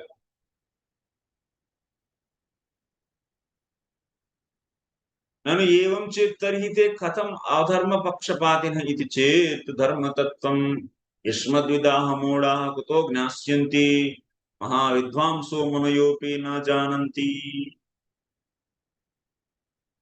So in the previous sloka we have seen what we have seen is Vishnu Dutas are very beautiful and they are servants of Vishnu. So they always protect the devotees of the Lord. Even they protect devotees of the Lord from the hands of Yamaraj also. Then what to speak of Yamadutas? Like that we heard. Now Yamadutas may ask here one question. What is that? Acha, these people are like that. That means they always protect Vishnu Duta, Vishnu Bhaktas, okay. But why they are protecting now Adharmi? This Ajamil Adharmi. Why they protected him? He is a sinful man from the day one. So we have seen after getting association of prostitute, from that day onwards till now, he keep on committed offense after offense, sin after sin. That means offense means sin here. I mean, since he committed so many sins, how can you say? So these Vishnu Dutas are following Dharma. They are not simply protecting Vishnu Bhaktas. They are protecting people like Ajamilas. Like that, Yamadutas are asking question to Yamaraj. In reply to that, so Yamaraj is saying this. Are Mudaha, you fools, you people don't know. People like you, people never know what is subtlety of bhakti. Namabhas. Bhakti Abhas is also so powerful. You people don't know this. Not only you people, even great scholars, munis, rishis, they also don't know. They also don't know. That is being said here. In that sense, it's said. Even the great Viryam. Sorry. Space time. Great people. Dharmantu sakshat bhagavat pranitam navai vidhu rashyaha napi deva. Even demigods also they don't know. Na siddhaha mukhyaha. Siddhas, asuras, manushas, nobody knows. That is just subtlety of dharma. It's not so easy to know.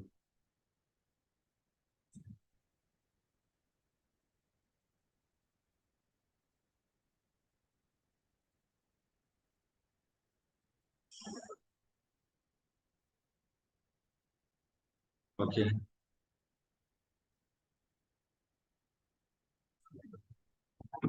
Bhakti is so subtle. Namabhas power. Only devotees can do that. When challenged by the Vishnu Dutas to describe the principles of release in Yamadutas, Veda Pranihito Dharma. The release principles are the principles enacted by the Vedic literature. They didn't know, however, the Vedic literature contains ritualistic ceremonies that are not transcendental but are meant to keep peace, the order among the materialistic persons in the material world. The real religious principles are Nistraigunyo Bhavarjana, above the three modes of material nature. So actually karma kanda is only to keep people in a insanity. So that they should not be doing abominable activities and going to hell. So that dharma, karma kanda dharma, is only for bodily platform. But real dharma is what? Worshipping Lord, chanting and glorifying Lord. Materialistic persons who attach to all their faith to the Vedic rituals are described in Bhagavad Gita. Vedavadarataha. They are only attached to Vedas, flowery language of Vedas, Karma Kanda. And anytime they hear the glory of Bhakti, they think that it is only exaggeration. Ardhavad ki aropanante. Such a people never understand who is Krishna. All these demigods, Siddhas, Charanas, all these Manushas, they're all like this only. Until unless they don't get mercy of the pure devotee. Here it is stated that the real religious principle is that which is given by Supreme Personality of Godhead, that principle is stated in Bhagavad Gita, Sarvadharman Paritijja. That is the real principle actually. Everyone should do Sarvadharman Paritijja. Should leave all the so-called material dharmas. That is only possible when that is a symptom actually means you should develop the cause in you. What is the cause for that? Drashraddha. The symptom is what? Full surrender. Full surrender comes from, so full surrender happens when one gets Drashraddha. Okay. That is the real religious principle. Everyone should follow. Sarvadharman Paritij. After doing Sarvadharman Paritij, what should do? Manmanabhav Madbhakto Madhyaji Mam Namaskuru. One should do so direct devotion. So now next. Swayambhurnaradasyambhu Kumarah Kapilo Manu Prahlado Janako Bhishmo Balirvayasakirvayam Dvadashaite Vijanimo Dharmam Bhagavatam Bhata Guhyam Vishuddham Durbodham Yam Gnatvam Yes. Someone please read.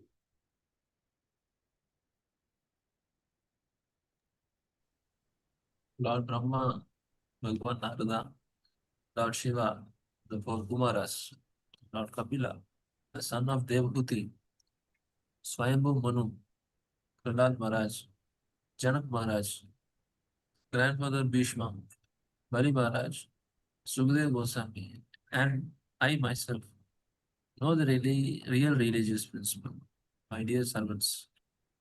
This transcendental religious principle, which is known as Bhagavad Dharma, or surrender to the Supreme Personal, Supreme Lord, and love for Him, is uncontaminated by the material modes of nature. It is very confidential and difficult for ordinary human beings to understand.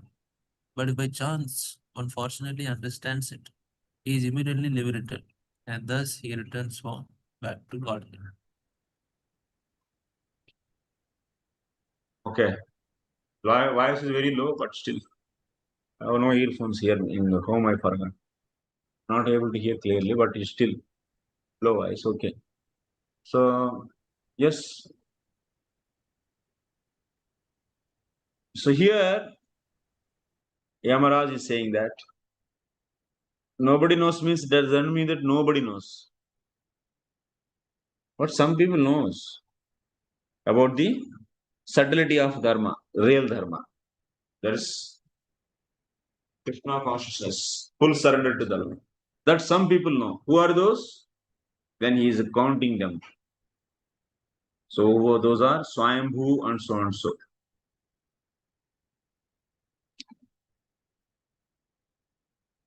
So all these people they know. Is 12 Mahajanas. Swayambhu, Narada, Shambhu, Kumara, Kapila Manu, Prahlada, Janako, Bhishma, Balir, Vyasakir, Vayam. We all say. Dwadashay means 12. Ijanimu Dharmam Bhagavatam Bata. And this Dharma is what? This Bhagavad Dharma is Guhyam Vishuddham Durbodha. It is so subtle. Guhyam means very secret. Vishuddha means pure.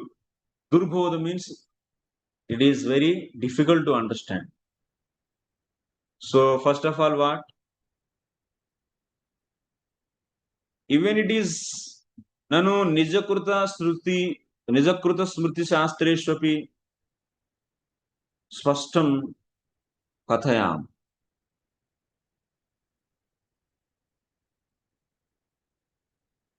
So these 12 Mahajanas, they write so many books. They wrote like Swayambhu wrote Manu Samhita. Narada wrote the Narada Pancharatra. Brahmaji gave the Brahma Samhita. Like all these people, they wrote books. It is there, but it is not so easy to understand also. Why it is not so easy to understand? So those who are like karmis, they are full of ardhavada, arthavad. Whenever they come across the glories of holy name and bhakti, they ardhavad ke arop karte. With ardhavad and so and so, with this kind of attitude, their heart is fully contaminated. For them, it is not so easy to understand. And this dharma is what Bhagavad Dharma is also very secret. Sarva guhitamam guhyatamam bhuya shrunume. This is Rajavidya. Rajaguhyam. It's a very secret. It is guhyam and vishuddham. It is beyond the three modes. So that's why people cannot understand this so easily. Only pure devotees know what is bhakti. Glory of bhakti they accept. Holy name. Next.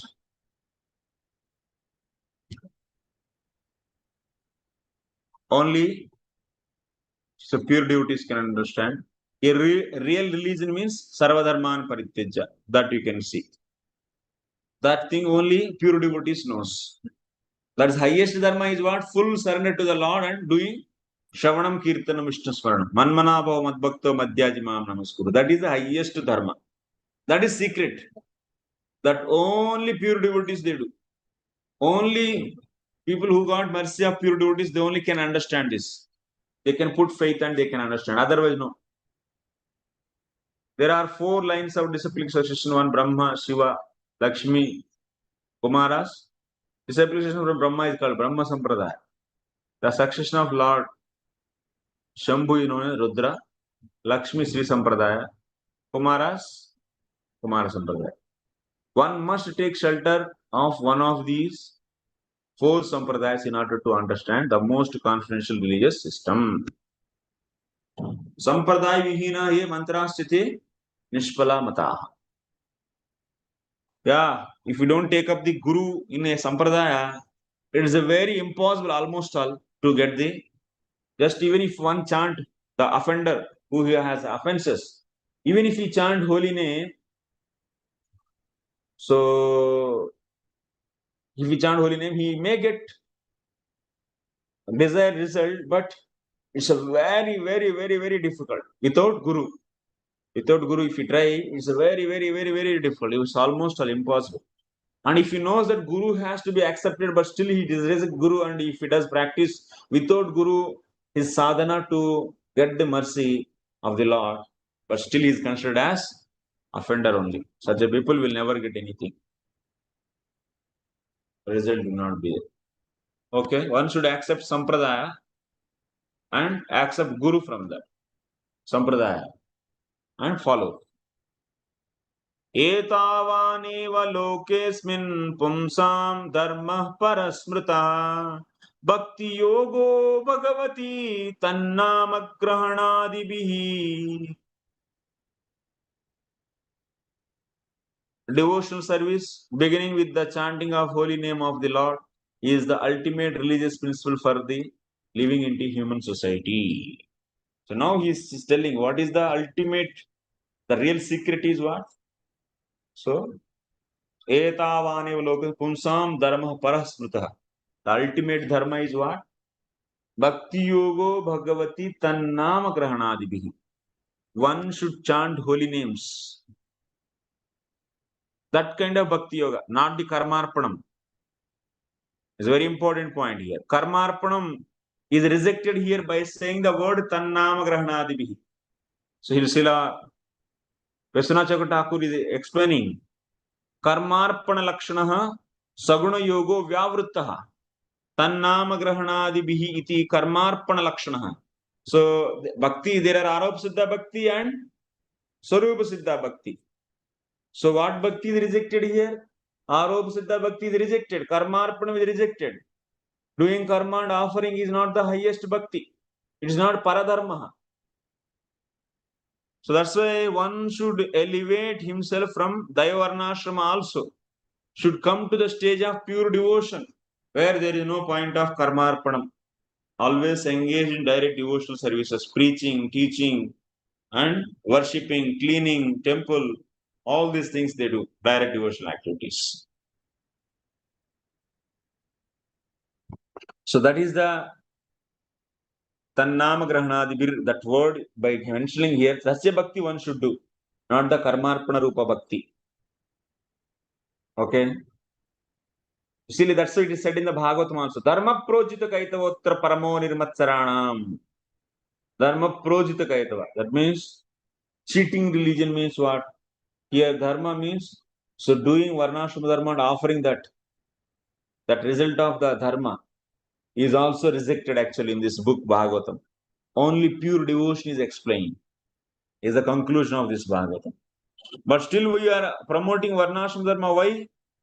Only for the people who are not able to surrender fully. Such a faith that they didn't develop still. For them it is needed, otherwise they will be sinful.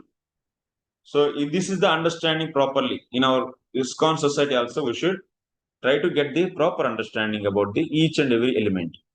Then it will be nice. Okay.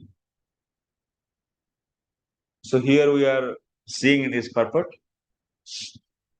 Bhagavad Dharma. That means so it is Dharma projita kaitava. Kaitava Dharma is rejected. Srimad Bhagavatam, there are no cheating religious systems. Everything in the Bhagavad is directly connected with the Supreme Personality of Godhead.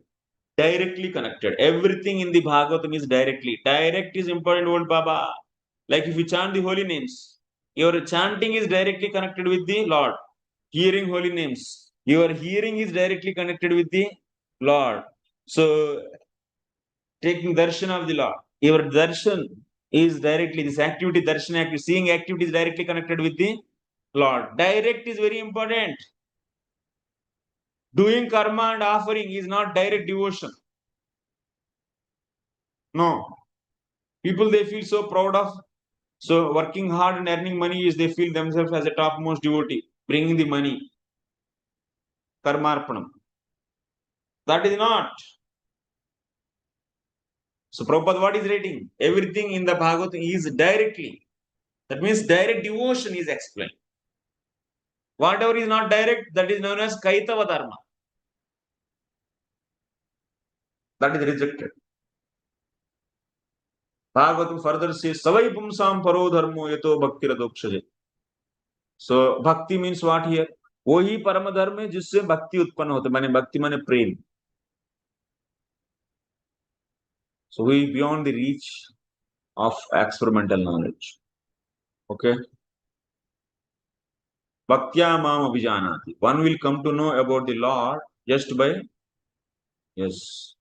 So Bhagavatam further says, Savai pumsam paro dharma. The supreme religion is that which teaches, it follows how to love Supreme Personality of Godhead who is beyond the reach of experimental knowledge. Such a religious system begins with Tannama Grahana, chanting of the holy name of the Lord, Shravanam, Kirtanam, Vishnu Smaranam, Pada Sevanam. After chanting the holy name of the Lord and dancing in ecstasy, one gradually sees the form of the Lord, the past tense of the Lord and the transcendental qualities of the Lord. So first Nama Grahanam, chanting holy names, then after that, so Rupa, chanting about the form of the Lord. Then after that, Gunas, Guna, Nama, Rupa, Guna, and Leelas. This is a sequence Prabhupada is mentioning here. Okay, next. Namocharana Mahatmyam Hare Pashyata Putraka Ajamilopi Yenaiva Mrityupashad Muchyata Mrityupashad Mruchyata. Can anyone read? Please. थोड़ा जोर से.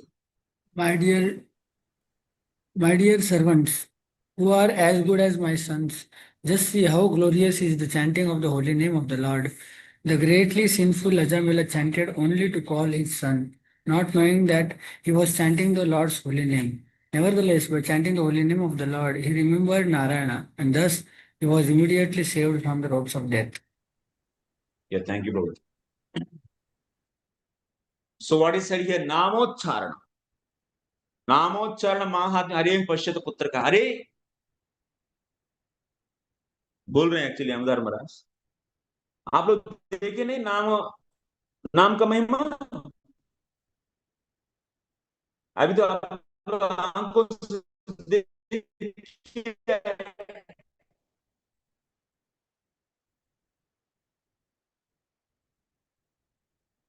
ऐसा बोल रहे हैं actually. So easy to understand glory of holy name. Durbodham. Because even if we hear, we do ardhavad के आरोप करेंगे उसके ऊपर. But now, what here is saying? See, you people got opportunity to directly see that. You all came to know that Ajamil chanted Narayana and Vishnu came at the time of death. This is the power of holy name. नामोच्चारण महात्मा हरे पश्यत पुत्र का. पुत्र का मैंने अरे बच्चों देख लिए ना आप लोग भगवान नाम का महिमा. अजामिलोपी इतना पतित. अजामिलोपी means is so sinful man. येनैव मृत्युपाशा amuchyata. He came out from this death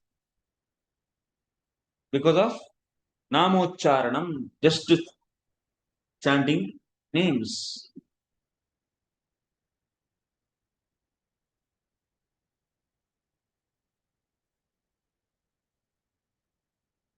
So here we have seen one time. So what we have seen? One time chanted holy name, that too abhas, namabhas. By that also we have seen all the sin is destroyed. If someone take deliberately then holy name, then what will be happening? Namabhas, one time namabhas also is destroying all the sins. That we have seen in the case of Ajamil. Clearly. Yes or no? Yes. Then what to speak of? Someone take very deliberately the Norse names. Tannama grahanadibir iti toya apyadi api adi padopadanat kirtana shravanadyanga bhakti yogena. 1 second, bro. Alu, he is calling all the time. 1 second.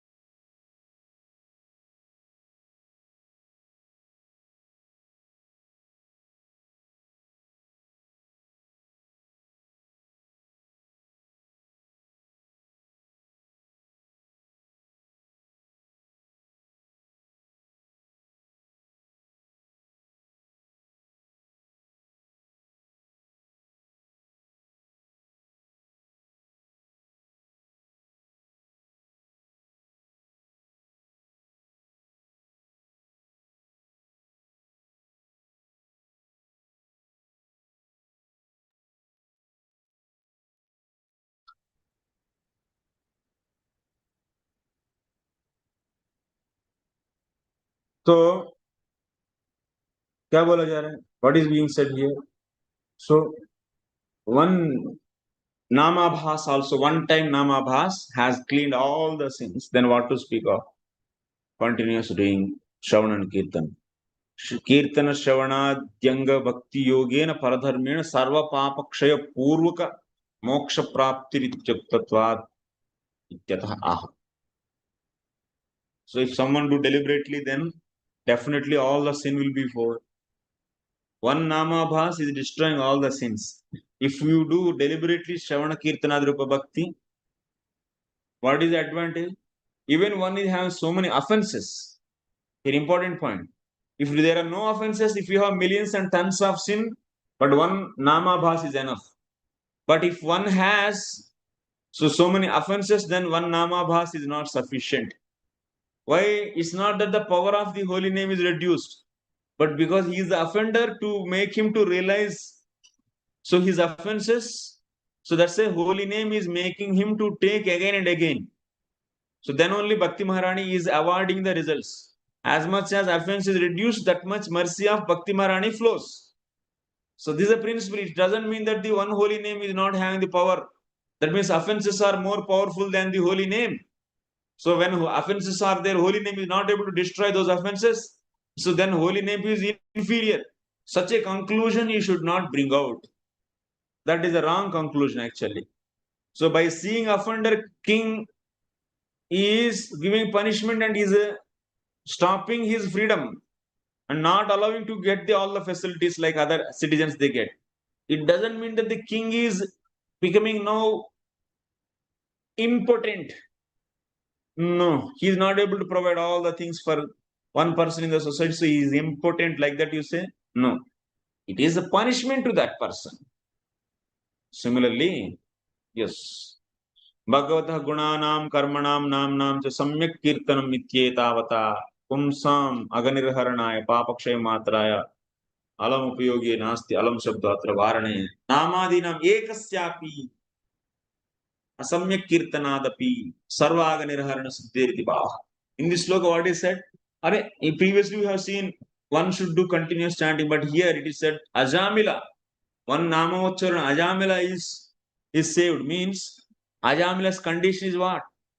Ajamila is shouting the Lord's name only for calling his son, not for intention of hurry. Still, that holy name is very powerful. Even at the time of Namakaran Samskar, also he was calling Narayana.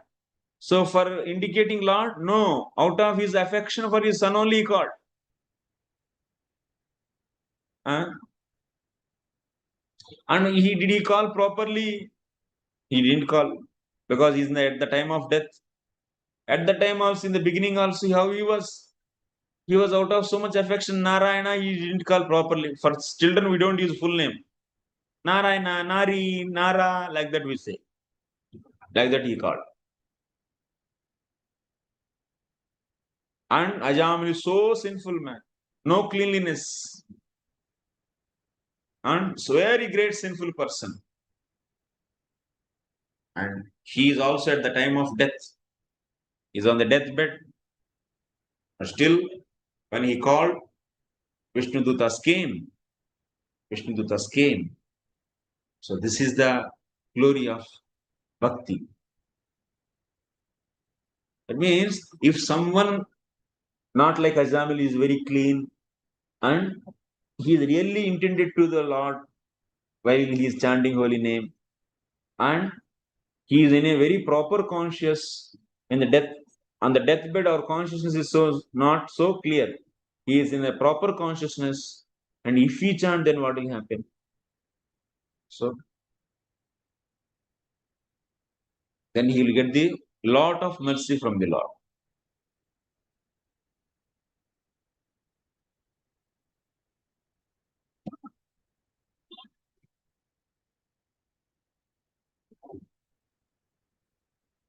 भक्ते अनेकेषाम् अंगानां श्रद्धावृत्ति सम्यक्त्वादेः अपि मद्विधानं तन्निरपराधानां प्रेम उद्यर्थं नामापराधावतां तु नामापराधक्षयम्. Then why it is recommended one holy name is enough to destroy all the sins and everything and give to it can give Vaikuntha, then why it is chanted again and again? In the case of offenders, that again and again chanting holy name is recommended. That means Shraddha we are expecting and we are expecting that person to repeat. Yes or no? After the Shraddha, we are demanding Shraddha from the person. Why? So that Shraddha will make him to repeat the Shravanam Kirtanam 24 hours. Why we are making him to one holy name is enough to deliver you from material to Vaikuntha, then why we need all this demanding of Shraddha and repetition?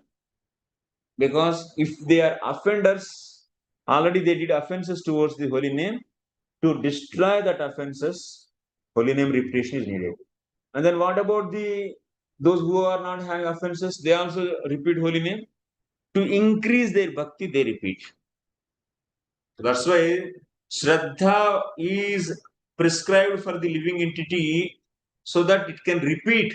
If we have the full Shraddha, Dhrut Shraddha, it can repeat Bhakti again and again. So the purpose of repeating is, in the case of non-offenders, to increase their Bhakti. In case of offenders, to destroy their offenses.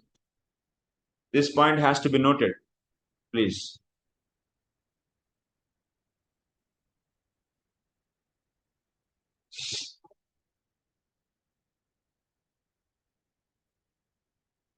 Okay, we'll read the purport. There is no need to conduct research into the significance of the chanting of Hare Krishna Mahamantra. The history of Ajamala is sufficient proof of the power of the Lord's holy name and exalted position of a person who chants the holy name incessantly. Therefore, Sri Chaitanya Mahaprabhu advised, Harer Nama, Iva Kevalam, Kalau Nastyeva Gatiranyatha. This is mystery. एतावतालामगनिर्हरणाय पुंसां सङ्कीर्तनं भगवतो गुणकर्मणाम्नां विकृष्य पुत्रम् अगवान् यदजामिलोऽपि नारायणेति म्रियमाण इयाय मुक्तिम्. Therefore, should be understood that one is easily relieved from all sinful reactions by chanting the holy name of the Lord and chanting of his qualities and activities. This is the only process recommended for relief from sinful reactions. Even if one chants the holy name of the Lord with improper pronunciation, he will achieve relief from material bondage. If he chants without offenses, Ajamila, for example, was extremely sinful, but while dying, he merely chanted the holy name, and although calling his son, he achieved complete liberation because he remembered the name of Narayana. Here, important point is yes, Ajamila in the deathbed without with helpless state, and he is also indicating his son. He took the holy name, but that is having such a power. Then what to speak of someone take properly? So that already I explained the whole commentary on this also in the previous talk only. So purport will read. In the assembly of Raghunath Das Goswami's father, Haridas Thakur confirmed that simply by chanting the holy name of the Lord, one is liberated. Because the main problem is what? Offenses. One holy name is enough to take us back to Godhead. But why the repetition of holy name? Because of offenses to holy name only is the main coursework. The jivas they are doing from Anadi, from beginningless, they are doing so many offenses towards the Lord and holy name. So those offenses should be eradicated by only chanting holy name. No other means. If you do karmarpanam so much, no. By that offenses towards holy name will not be reduced. So that's why without taking holy name, offenses cannot be reduced. Without removing the offenses, you cannot go to Golok Vrindavan. So these even regular Varnashram system also, these people along with the Karmarpanam, they do Shravanam Kirtanam also. So that they are going back. Vaikuntha. Even the Jnanis also, whatever offenses they did in the past, that means we are working in the Jnana Marga, through Jnana Marga, they also do along with Jnana Sadhana some holy name, chanting holy name. With that only their offenses are removed which are done in past. The Jnani Sadhus also, everyone knows, they have done a lot of offenses. Being a Karmi, they did offenses, then how they will be removed? How they removed? So that's why along with Jnana Sadhana, they should take Bhakti, chanting holy names, Shravanam Kirtan. By that, these offenses are removed and they will be, then only they will be eligible to go to the Brahma Prapti. Otherwise, the Bhakti, whatever they did, that is not going to place the Jivatma in Brahman. No. If offenses are there, in the case of Jnani also. Anadruta Ishmadangrahi, if they have offenses, that means they have the previous disrespecting of devotees and holy name, then they will fall back. They cannot get, even if they get somehow or other Brahman realization, they will be realized means Brahma Samadhi, even they reach, they cannot stay for long at that position. They fell down. So that's why it's very important chanting of holy name to remove the offenses. So even if he doesn't chant completely offensively, in the case of Ajamil case, one may ask, "Oh Prabhu, he chanted holy name without any attention. Simply he chanted for his child. How there is offense in the case of Ajamil also? Inattentive chanting, one may say. But here the point is, Ajamila doesn't know that this is holy name and it is meant for Krishna and I should please him. While doing that activity, I should be attentive. This kind of consciousness he doesn't have. So that's why Dauratmita is not there. But those who know that holy name is for pleasure of Lord and he is meant for giving pleasure of the Lord, at that time, if he is not taking the holy name attentively, so even after knowing the glory of holy name, and then he will be offended. Because then that heart is offensive heart. Ajamil's heart is not offensive heart. Because वो तो गोगर्दभ जैसा हो गया, जानवर की जैसा बुद्धि है वैसा हो गया. So that's right. So, Smartha Brahmanas and Mayavadis don't believe that one can achieve liberation in this way. But the truth of Haridas Thakur's statement is supported by many quotations from Srimad Bhagavatam. In his commentary on this verse, for example, Sridhar Swami gives the following quotation. Sayam pratar grunan bhaktya dukkha gramati muchyati. If one always chants the holy name of the Lord with great devotion in the evening and the morning, one can become free from all material misery.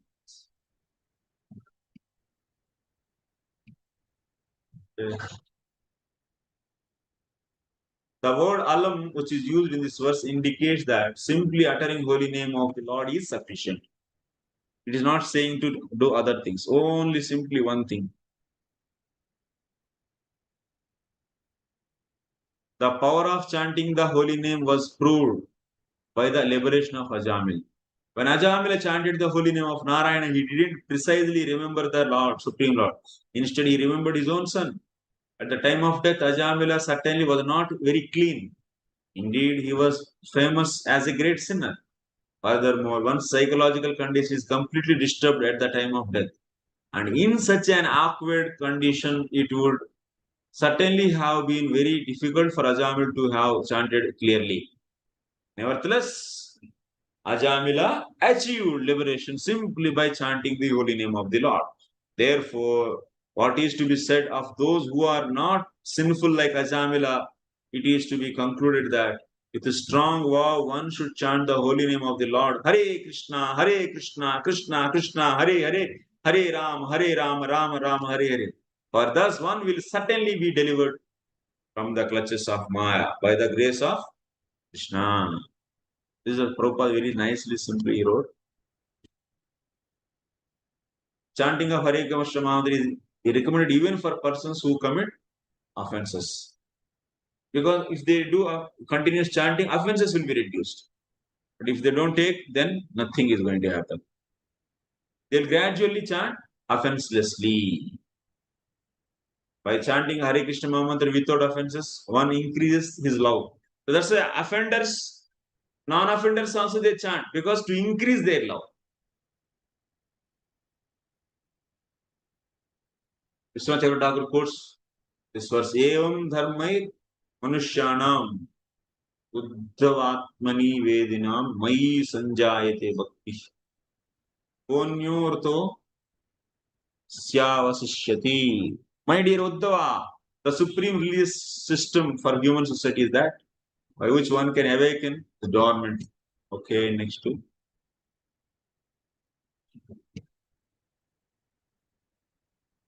Whoever is having the Namaparad, they should chant mantra again and again. Namaparada yuktanam namanyeva harantyagam. Whoever is having the offenses towards the holy name only will save. Avishranti prayuktani, without stopping, one should take the holy names. Tanyeva arthakarini. So you can read the translation. Even if the beginning one chants Hare Krishna Mahamantra with offenses, one will become freed from such offenses by chanting again and again. Papakshaya cha bhavati smartam tamaharnisha. One becomes free from all sinful reactions if one chants day and night. All the time, 24 hours. Okay.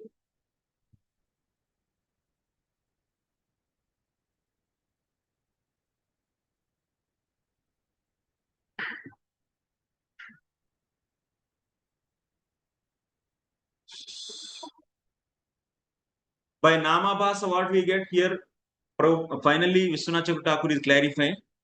If we take Namabhas, Namabhas will be destroying all the sin and also all the desires, and also the cause for desires is avidya. That also it is destroyed by Namabhasa. And what mukti we get? Sahijya salokyadikam tu. Namabhasasya ekasya api phalam. Ityetad upakyana eva drishtam. From this upakyana, what we are seeing? So, prema bhakti they will not get by Namabhas. Namabhas, what they get? They get the Vaikuntha Prapti. They can go to Salokya Mukti, Sahijya Mukti they can get. by Namabhas. On destruction of all sins, desires, and avidya also will be destroyed. But Prema Bhakti will be one getting by repetition of the holiness, not but just by Namabhas. Without offenses, one should repeat without offenses. It's important. One should repeat holy names, then from that Prema Bhakti will be coming. By Namabhas, only this much Salokya and Sahija Muktis they can get, maximum. That is the conclusion. Phalam ityetad upakyane eva drishtam. This is should be seen in this episode. In this episode, we should see this. Okay.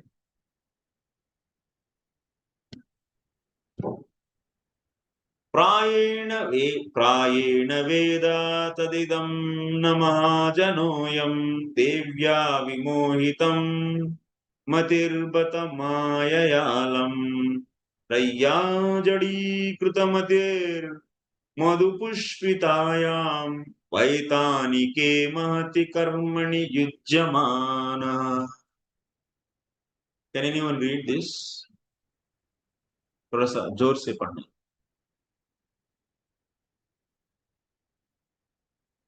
Because they are bewildered by the illusory energy of मुझे सुना नहीं दे रहा, मैं ही पढ़ूंगा. Because they are bewildered by the illusory energy of the Supreme Personality of Godhead, Yajnavalkya and Jaimini and other compilers of the religious scriptures cannot know the secret, confidential religious system of the 12 Mahajanas. They can't understand the transcendental value of performing devotional services or chanting the Hare Krishna Maha Mantra. Because their minds are attracted to the ritualistic ceremonies mentioned in the Vedas, especially the Yajur Veda, Sama Veda, and Rig Veda, Tri Veda. Actually, Adharva is not mentioned. So, Adharva majorly is containing of what? Abhichara Yoga. किसी को कैसा मारना है, युद्ध कैसा करना है, यही सिखा. That's why Karma Kanda you can majorly see in the three Vedas, Yajur, Sama, and Rig. So that's why, so Veda Tri also we say. Their intelligence has become dull. Who? Karmakandis. Karmakandis, Jaimini, Yajnavalkya followers. What they are? They are all simply Karmakandis. Jaimini is the propounder of what? So, the propounder of Karma Siddhanta, Karma Mimamsa. So, he rejects Uttar Mimamsa, that's Vedanta. He says that only do karma and get results. So such a people are sticking to what? To the karma kanda. They have dull head actually. They can't understand glory of holy name. Thus they are busy collecting the ingredients for ritualistic ceremonies. To perform yajna, there is a lot of need of ingredients, commodities, paraphernalia is needed. So they are always busy in collecting that. Yield only temporary benefits. That kind of thing will give you only temporary benefits. But one Namabhas, so much. And if you take deliberately Nam, it is going to give unlimited results to you. But with a lot of hard labor, even if you collect so many ingredients to perform a big, huge yajna, the result of that yajna is very temporary. So this is reality. We are able to put faith on this because this fact, we got mercy of pure Vaishnavas, Prabhupada mercy, and our Gurujanam's mercy, and our Shiksha Guru's mercy. Because of that, they are not attracted to the Sankirtan movement. Instead, they are interested in Dharma, Artha, Kama, and maximum moksha. So this is the thing. This what is studied in this sloka, that is. So Mimam Sakas, they don't put faith on this holy name. Jaimini and so and so, Mahajana. Jaiminyādir idam na veda. Jaimini and so and so, they don't.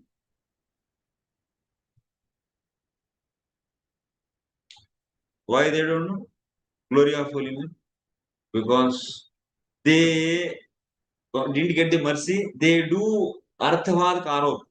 Pushpitayam Arthavadaha Pushpan Sanjatani Yasya Tasyam Trayam Three means Rug, Yajus, Sama. So Jadi Kruta, Atyabhiniveshita. So they are interested in the karma kanda explained by these three Vedas.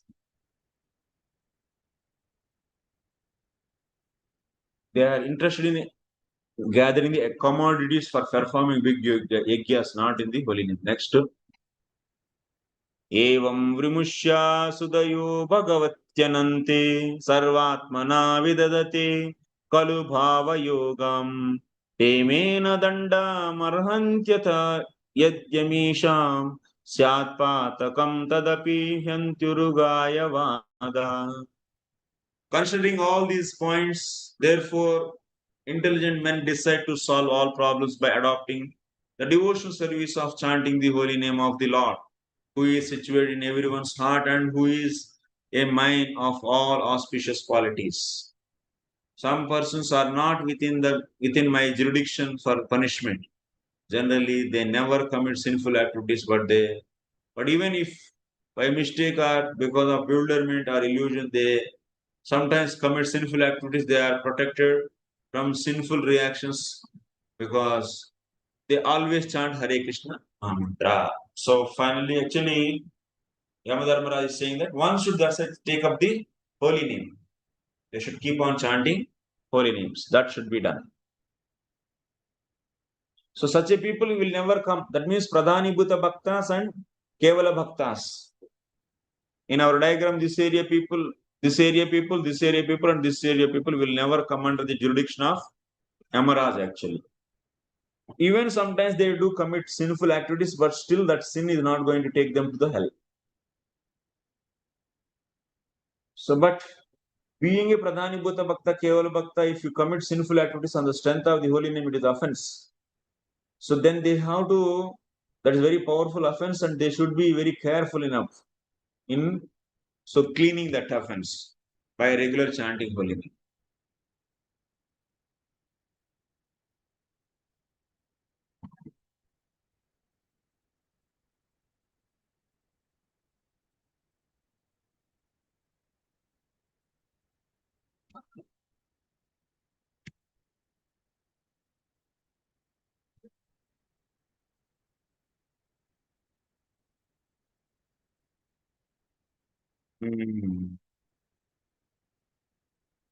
Padambujadvaya prasada lesena anugrihita evahi.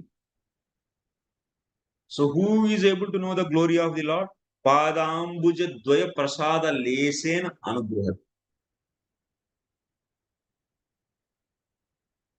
So those who got the mercy of the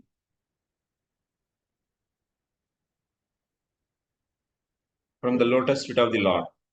That mercy of the lotus feet of the Lord will flow to us through the carrier of what? Vaishnava's mercy.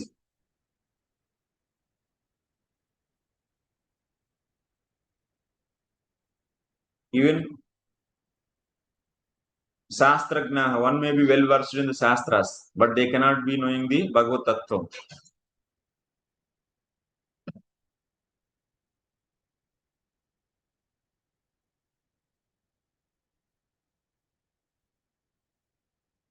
So one should worship Sarvatmana. He said that means Sarvatmana is important word. Sarvenaiva manasa. That means with complete heart you should worship. That means in your heart nothing should be having the space. That means you should not feel anything than the bhakti as important thing. If you think like that, then your heart is divided for other things. Sarvatmana is indicating here Gnana Karma the Anavrita Krishna Anuselana. With Sarvena Manasa means with complete heart you should, with complete mind you should worship Lord. So some people not by Nitya Naimittik Karma Dhyanushthanartham. So people they chant holy names. What is the purpose? To think that it is a part of the Nitya Naimittik Karma. Sandhya Vandan करते समय भगवान का नाम लेते हैं. They think that भगवान का नाम लेना संध्या वंदन का पाठ है. तब तक माने उनका दिल पूरा भगवान की नाम पर नहीं है, बट गया एक्चुअली. ऐसा बटा हुआ दिल से भगवान के नाम नहीं लेना है. पूरा दिल से, मैंने पूरा भगवान के लिए, आपका दिल में और किसी की कोई भावना नहीं रहना चाहिए। यदि किसी के प्रति प्रेम है भौतिक वस्तुओं के प्रति, तब तो दिल बढ़ गया, तब तो वो भौतिक आकर्षण भी क्या करेगी। निश्चित रूप से बटा हुआ दिल भगवान के लिए संपूर्ण रूप से समर्पित नहीं है, तब तो उनका भक्ति क्या होगा, आवृत हो ही जाएगा।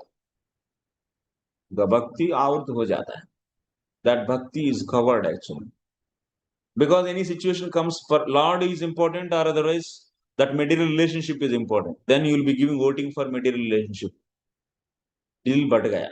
So that means his bhakti is not apratihita. It is not apratihita bhakti, apratihata. It is a hata. Apratihata means undefeated. Now bhakti is defeated when there is attraction for or attachment for some other objects other than Krishna.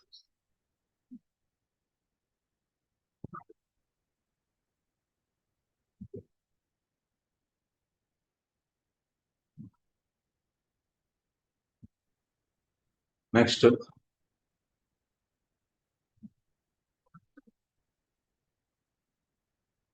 ते देव सिद्धि परिगीत पवित्र गाथा, ये साधव समदृशो भगवत प्रपन्ना, तान् soap सीदता हरेर्गदया विगुप्तान्, नैषां वयं न च वयः प्रभवाम दण्डे। My dear servants, please don't approach such devotees, for they have fully surrendered to the lotus feet of the Supreme Personality of Godhead. They are equal to everyone, and their narrations are sung by the demigods and the inhabitants of Siddhaloka. Please don't even go near them. They are always protected by the club of personality, Supreme Personality of Godhead. And therefore, Lord Brahma and I, and even the time factor, are not competent to chastise them. Then finally, what he is saying, my dear Yamadutas, now onwards you should remember these Bhaktas, Vaishnavas, you don't go there. So, to bring them. Apparently, they may look sinful, but still you should not bring them. Don't approach devotees, those who have fully surrendered. Fully surrendered are also Pradhanibhuta Bhakta also, because for them Bhakti is main. Such a conscious people also will be saved actually from Yamadutas. Pradhanibhuta Bhaktas also, because Bhakti Ankuram is there in them.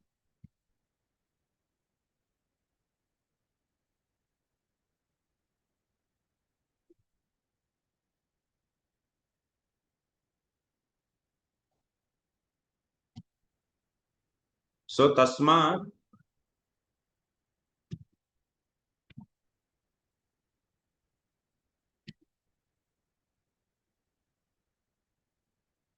what is said in this? Tasmad etavad dina paryantam yat krutam tat krutameva bhagyena rakshitah abhutah atah parantu yadi. So Yamadharmaraj is saying, till now, because of you people ignorance,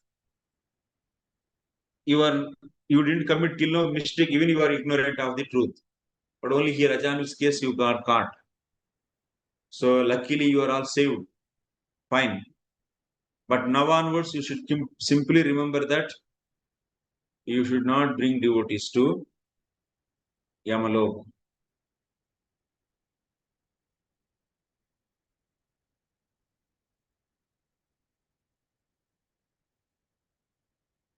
Gadayabi Guptaniti Sakrud Adyatanah Ishmakam Aparadaha Vishnudutai Kshantha Ityaham Manye. Yadi Punarapi Bhaktanam Samipam Yasyatha Tatha. So now Shayamaraj also is saying, you people went to a person who chanted holy name to bring. This is a big offense. I believe that Vishnudutas have forgiven all of you. Ishmakam aparadaha Vishnudutai shanta ityaham manye. Because they didn't say anything and he left, means they forgive you people.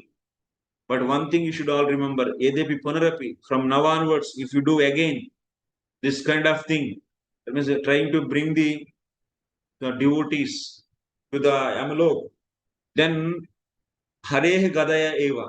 With the club of Hari, you all hasta stitaya churni bhavishyati. You all will become a powder actually with the club of Vishnu Hari.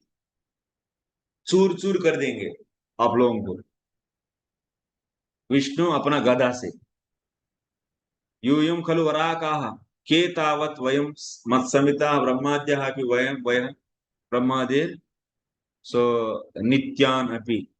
Who, that means you people, what you think? You people think about big heroes? Actually, even myself and people like equal to me, like Brahmaji and so also, they cannot bring them. We cannot bring them. Even time also cannot do anything.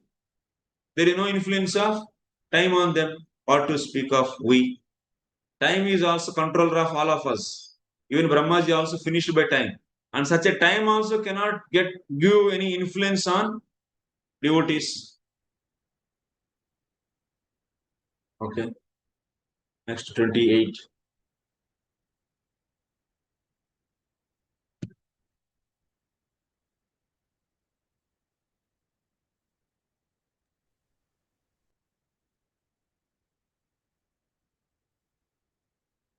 Those devotees are so respectable and exalted. Lord Vishnu personally protects them, the club of his hands. Therefore, regardless of what you have done this time, henceforward you should not approach such devotees. Otherwise, you will be killed by the club of Lord Vishnu. So this is my warning. It's just simple. Next, 28. तानानयद्वम् असतो विमुखान् मुकुन्द पादारविन्द मकरन्दरसादजस्रम् निष्किञ्चनै परमहंस कुलैरसङ्गै जुष्टा गृहे निरयवर्त्मनि बद्धतुष्णान्. Paramahamsas are exalted persons who have no taste for material enjoyment and who drink the honey of the Lord's lotus feet. My dear servants, bring to me for punishment only persons who are averse to the taste of that honey, who don't associate with Paramahamsas and who are attached to family life and worldly enjoyment, which form the path to hell. So what is being said here? 28 sloka. So then Vishnuduta, Vyamadutas are asking, okay, we should not bring Vishnuduta, Vaishnavas. Who are doing? So, who are doing? Pradhani Bhuta Bhakti or Kevala Bhakti. They should not be brought to Yamalok. If they bring, then they will be smashed by the club of Vishnu. Now they are asking questions. So, okay, we should not bring them, but whom we should bring? You tell me this. In reply to that question, so it is answered. Tan asataha, asadhun, asadhun. That means whoever is not sadhu, bring them. So what is the definition of asadhu? Mukunda padara vindayor makaranda rasat tat prapti sadhanat bhakti yoga vimukha.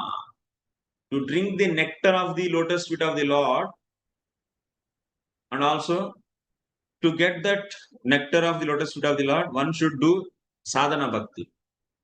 Sadhana bhakti. But those who don't do that sadhana bhakti, so such a people should be brought. That means in our diagram, who should be brought? So those who should not be brought, those who are in this and this area. Somehow sadhana bhakti they are doing. These are also doing sadhana bhakti, varnashrama regular varnashrama people. But this sadhana bhakti is not so pure, so that's why they are not fully purified. They don't consider Krishna is the goal, also Krishna's service is ultimate. Such a purity they don't get because of their sadhana is also not pure. But these people's sadhana will become pure when they get drashata. So then they get the pure Krishna consciousness. And they will understand the ultimate truth. So these people should not be taken to Yamalok. But those karmis, they has to be taken, because if they do wrong karma, they should, vikarmis also they should be taken. And what about nishkama karma yoga? So whoever is practicing nishkama karma yoga, so in their case also, if they do any kind of sin by stopping nishkama karma yoga, if they do any sinful, they will be also taken. Similarly, jnanis.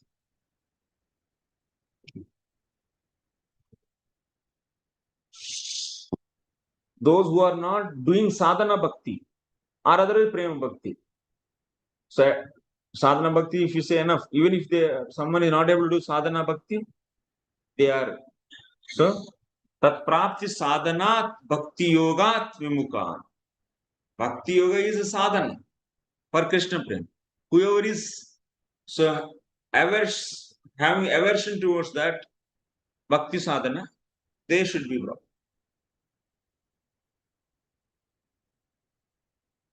So such a people, they are not drinking the nectar from the lotus feet of the Lord. No. Why they are not drinking? Because Tesham Vaimukhyadeva Sakhalu Makarandarso na Lipsaniya Ityata Makarandarsam Visnishti. Yes, because they don't have any mercy, so that they don't feel the tasteful that. But Nishkinchanaihi Keval Bhakti Madbihi Paramahamsa Kulaischa Pradhanibhuta Bhakti Madbihi Justat Sevitat Athaeva Niraya Vartmani Naraka Prapte Gruhe Paddhatrishtan. Whoever is not going for, who will not go to Naraka, whom they should not take? Kevala Bhakti Madbihi. That means pure devotees. Next, Pradhani Bhuta Bhakti Madbhir. So that means Pradhani Bhuta Bhaktas also should not be taken to Naraka. Hell. Okay. जिह्वानवक्ति भगवद्गुणनामधेयं चेतश्च न स्मरति तच्चरणारविन्दं कृष्णाय no नमति यश्चिरये कदापि तानानयद्वामसतो कृतविष्णुकृत्यान्. My dear servants, please bring to me only those sinful persons who don't use their tongues to chant the holy name and qualities of Krishna, who hears don't remember the lotus feet of Krishna even once, and those who heeds, those whose heads don't bow down even once before the Lord Krishna. Send me those who don't perform their duties toward Vishnu, which are the only duties in human life. Please bring me all such fools and rascals. Here Yamaraj is saying whom they should bring. Already in the previous sloka also he said, those who are not drinking the nectar from the lotus feet of the Lord. So now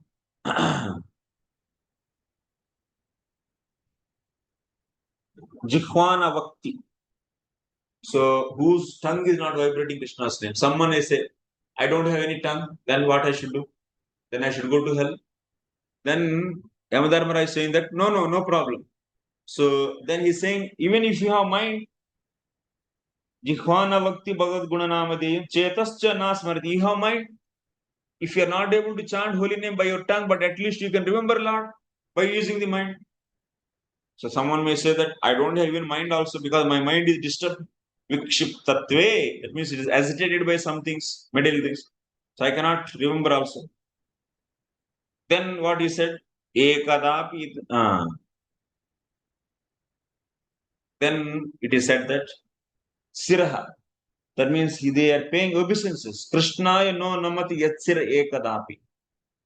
Okay, if your mind is not working, at least you bow down with your, just use your head to pay obeisances. Then you will not be taken. This much is he is saying.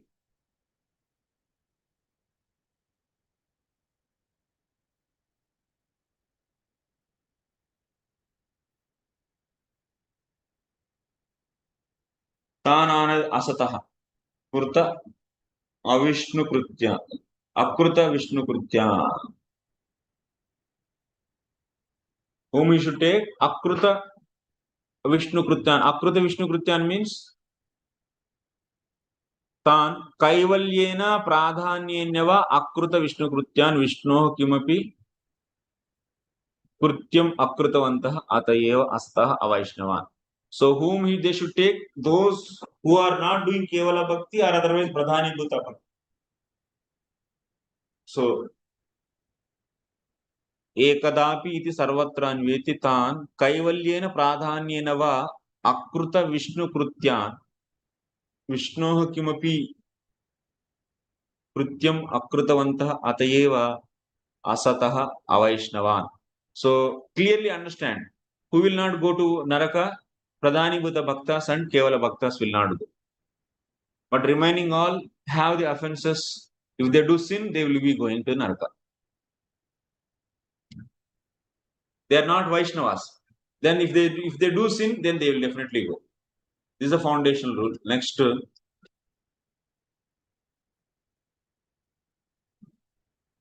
तत्क्षम्यतां स भगवान् पुरुषः पुराणो नारायण स्वपुरुषैर्यद सत्कृतं न स्वानामहो न विदुषां रचिताञ्जलीनां क्षान्तिर्गरीयसी नमः पुरुषाय भूम्ने.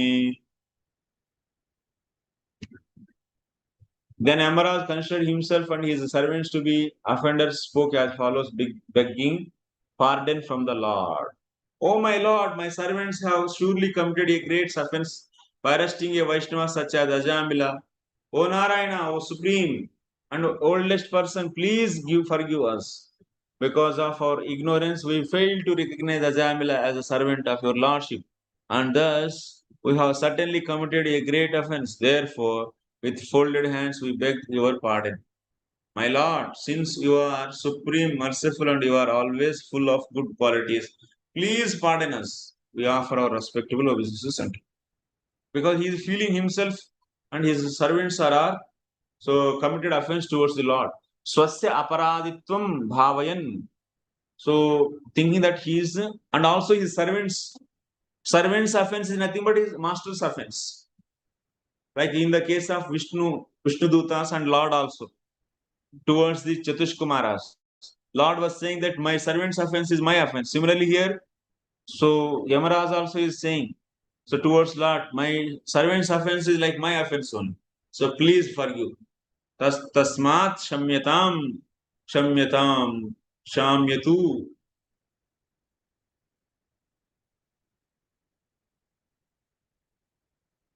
So we try to do very inappropriate things, so please forgive us.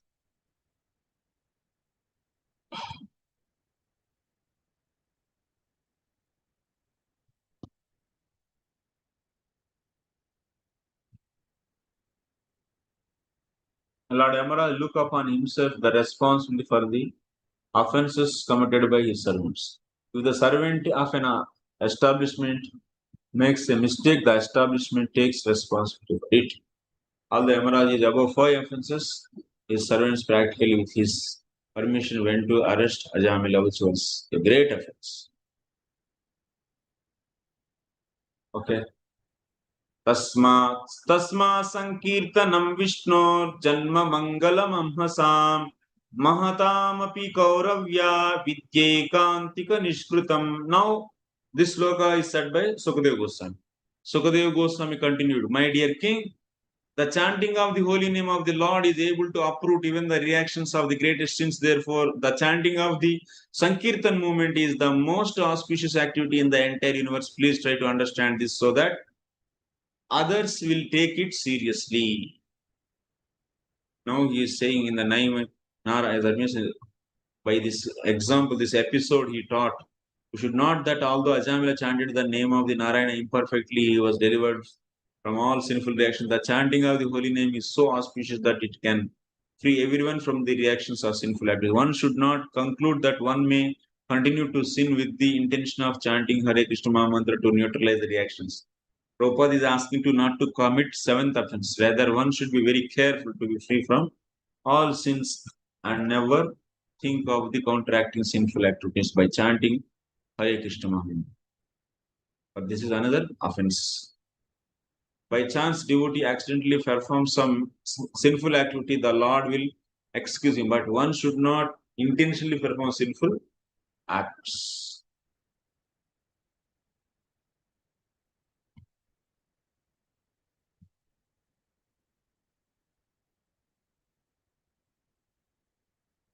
So, Vishnudanasya Vakya Pramanena Yadi Yatkinchit some little Kirtan, whatever Namabhas Kirtan also did so much. Then, now finally, what Sukadeva Goswami is saying, Tasma, therefore, Samyak Kirtanam. One should do Samyak Kirtanam. That is the conclusion of this sloka. Next.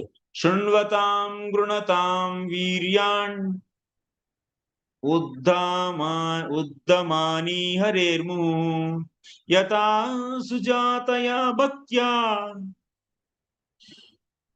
Suddhenatma Vratadibi. One who constantly hears and chants the holy name of the Lord and hears and chants about his activities can easily attain the platform of pure devotional service, which can cleanse the dirt from one's heart. One cannot achieve such a purification merely by observing vows and performing Vedic ritualistic ceremonies. So what is said here? 32. Shanvatam Grunatam Viryan. One should hear, chant the glories of the Lord. Pastimes, heroic pastimes of the Lord. Sujataya Bhaktya Suddhena Atma Vratadi. The purified heart. Means with full dedication one should chant. Shravana Kirtanadhyabhyasavatam Bhaktanam Saparadhanam Api Bhaktireva Purna Syadityuktam. So even here what is said in this 32nd, whoever is the offenders of the holy name, for them also who is complete? Bhakti is only the complete one. Nama Paradayuktanam Namanyeva Harantyagam Avishruta Prayuktani Tanyeva Ardhakarinihi. Iti Tasyam Satyam tu Jivatmeva Sujjet Kim Punar Mana Ityadi. So if we chant holy name, even Jivatma is purified from avidya, then what to speak of mind?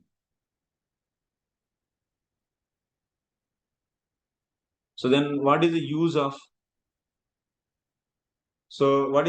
following vratas and prayaschitta karma atonements to reduce papa? Is there any use? There is no use. Because holy name is going to destroy soul, so to destroy avidya, which is covering jivatma.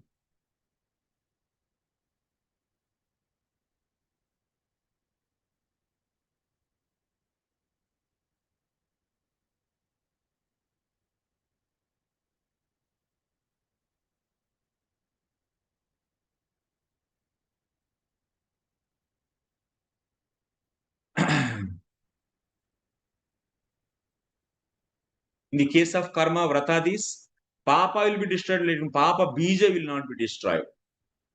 So that's why they do once again sins like Kunjaras also. So, Parikshit, you said this is very right. So that is true. So because karma atonement through karma is not going to destroy sins. There is no doubt in that. But still they will be going. If they do because of desires further sin, they will be going to naraka. Moola papakshayo bhaktanam bhakteva tesham naraka agamana abhavo bhagavat praptisya tad abhavat karminam tu. So, but in the case of bhaktas, bhaktya eva tesham naraka gaman abhav. Even devotees who are sinful, they will not go to naraka.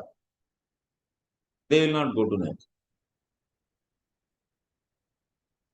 That bhakti will stop them to go to naraka. Bhakti cannot be defeated by anyone.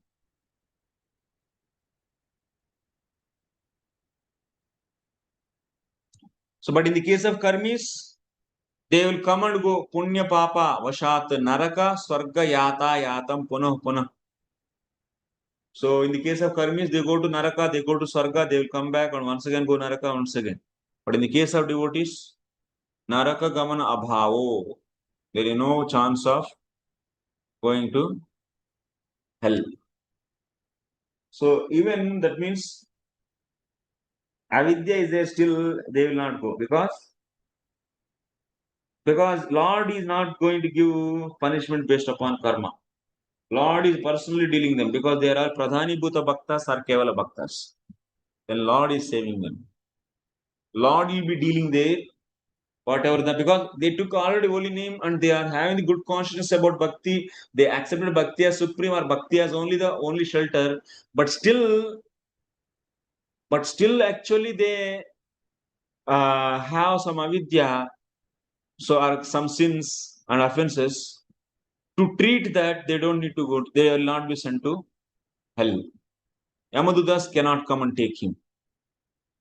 He has to be so given punishment by Lord Himself in a different ways. Whatever the way He likes, He gives. Next, not last but one, or last but two. Okay. Go ahead. Just I need some 2-3 minutes. Sorry, I will be finishing very soon. कृष्णांग्रि पद्म मधु कृष्णांग्रि पद्म मधुलिंग न पुनर्विसृष्टा माया गुणेषु रमते वृजनावहेषु अन्यस्तु कामहतात्मरज प्रमाष्टु मीहेत कर्म यत एव रजः पुनः स्यात्. Devotees who always lick the honey from the lotus feet of the Lord Krishna don't care at all for material activities which are performed under the three modes of material nature and which bring only misery. Indeed, devotees never give up the lotus feet of Krishna to return to material activities. Otherwise, however, who are addicted to Vedic rituals because they have neglected the service of the Lord's lotus feet and are enchanted by lusty desires, sometimes perform acts of atonement. Nevertheless, being incompletely purified, they return to sinful activities again and again.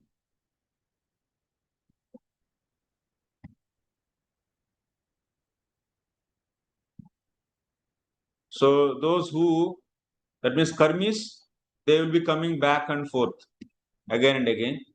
Next, ittam sarvabhuta gaditam bhagavan mahitvam samsmrutya vismitadiyo yamakinkaraste nayochitastraya janam pratishankamana drashtum cha vivyati tatah pravrutisma rajan.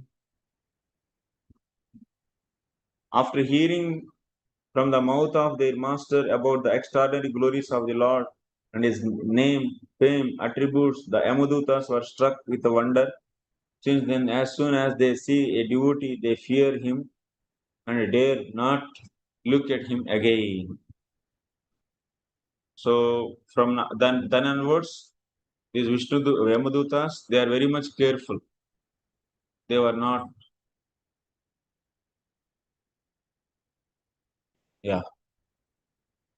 not daring to see him.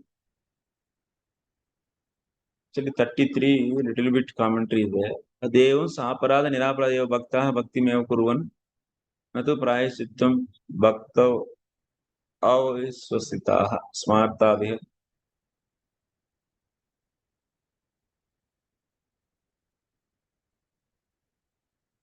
So that's the devotees who are pradhani bhuta bhaktas or kevala bhaktas. They may be aparadhis or not aparadhis, but still they do that kind of bhaktas. They do only bhakti. They don't do any prayaschitta activities like a smartas they do. So who do the ardhavad arop, such a kutarka karkasha mataya. So they only do prayashchittam. Nanu nama kirtanam ityatah prayashchitta shastramapi सार्थकम इत्याह कृष्णांग्रि पद्मयोः मधुलिंग भ्रमरः सा यथा को मनुष्यादि भक्ष्येषु घासौदनादिषु क्षुधा म्रियमाणोऽपि न विषज्येत तथैव भक्तः.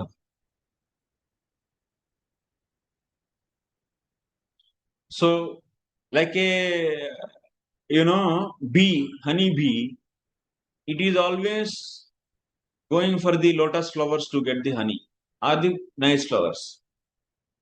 Sa yatha go manushyaadi bhaksheshu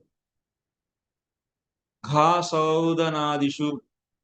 That means cows and humans, what they eat? Cows, they eat grass. Humans, what they eat? They eat rice, food. So, kshuda, this honey bee will never eat the food of cows or the food of humans, like grass and rice. Even it may die. This Brahmara may die.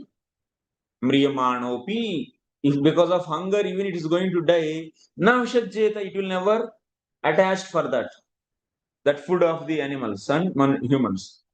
In the same way, Bhaktaha, devotee also, Purvadashayam Durvishayaratopi Bhaktatve Sati Visrushta Ye Maya Gunateshu Narameta. So, Bhakta also Purvadashayam Durvishayaratopi. Even he get the itching from material senses, but still being a devotee, he never attached to do karma and so on. Maya gunas deshunaramate. He will never get inflicted by the Maya's gunas. He's so determined actually. Bhakta means he's a determined person. Then being determined, he will never take up the sense. That means even he's tortured, his heart is getting the desires, material desires, but he will never take up karma. Karma process, he will never take. He will never make karma as superior. Yajyapi kanishta bhakta hatan seve tadapi. So even if he get sometimes enjoyment, at that time he will be crying. Joshamanascha kama. That means he is doing sense gratification. So at that time also he is crying. He never be happy actually. And that means some kanishta bhaktas who are not in strongly situated in strong faith, even they don't have. Such a people also, even if they do sense gratification, because of strong faith, they don't stick to only Krishna and Bhakti. So they do karma. So such a people also, while doing that karma and enjoying result, they feel so bad, guilty for that. Why I am doing this? That means other than Bhakti, they don't do, but even if they do, they feel guilty for that. Kanishta Bhaktas. Madhyama and Uttama, they are already, Madhyama and Uttama, they have already Drashadda. So they will never. They have strong faith in the Lord. So that's why they never take up process of karma and jnana. So, or atonements and so on and so. They will be always, so stick to bhakti only. Even kitna bhi bhook se mare, kuch bhi na mile, to fir bhi bhakti nahi chhodte wo log. That is a determination they have. So that's why if you see in our diagram, so Madhyama Bhakta as explained by Navayogindras in the 11th and 2nd chapter, and Uttama are above Drashadda. Okay, Kanishta Bhakta is here. So, as per the definition of, as per the Uttama Shraddha Wale is after Drashadda. Madhyama Shraddha Wala and Kanishta Shraddha Wala is down. But as per definition of the consciousness, as a definition of the Uttama, Madhyama, and Kanishta, as per the consciousness, Madhyama, such a Madhyama and Uttama are after Drashadda. So that is being said here. Kanishtaha, Kanishta Bhaktaha is Kanishta Bhakta, not Kanishta Shraddhavan. Kanishta Bhakta Tan Sevate Tadapi. That means he may so serve the three modes of material nature. That means karma and so on. Tadapi, but at that time he'll be so feeling guilty actually, not enjoying that. While feeling guilty, he do that. But smartaha, what about the smartas? they have no guilty actually. They kick out Bhakti, they keep Bhakti as an assistant and happily, peacefully they do so karma. And they do also prayaschitta if any mistake happens. That's why they are Kunjara Socha. And also Sadeva Nama Prada Vatvad Iti Bhava. So they are also offenders of holy name.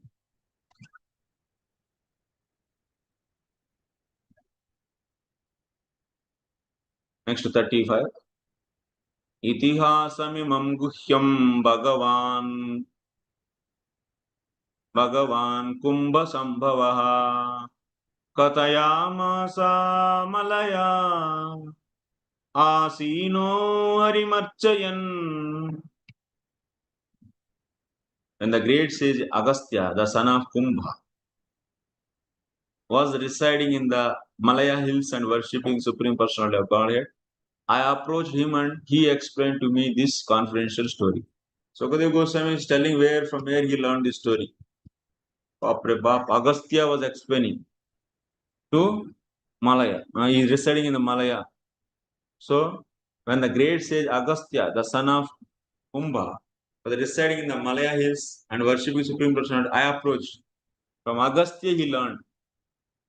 Sukadeva Goswami learned from Agastya. Kumbha Sambhavo Agastyasya Malaya Parvate Asino Vyagro Harimarchayan Punah Punah Vishwasardham Hare Pado Krishnitya Iti Sri Swami Charana. Okay. Thus end the Bhakti and the purpose of 6th canto, 3rd chapter of Srimad Bhagavatam titled Yamaraj. Instruct his messengers. Thank you very much for all of you. Any questions?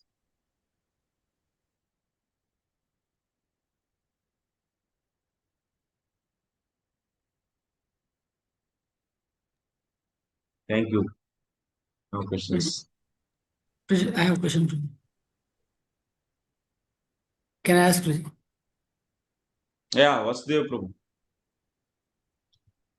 Prabhuji, this Ajamila, so he, if we see him, because everybody is like who is performing, who is chanting Hare Krishna Mahamudra is completely freed from all the sins and everything, and is completely offenseless chanting he did.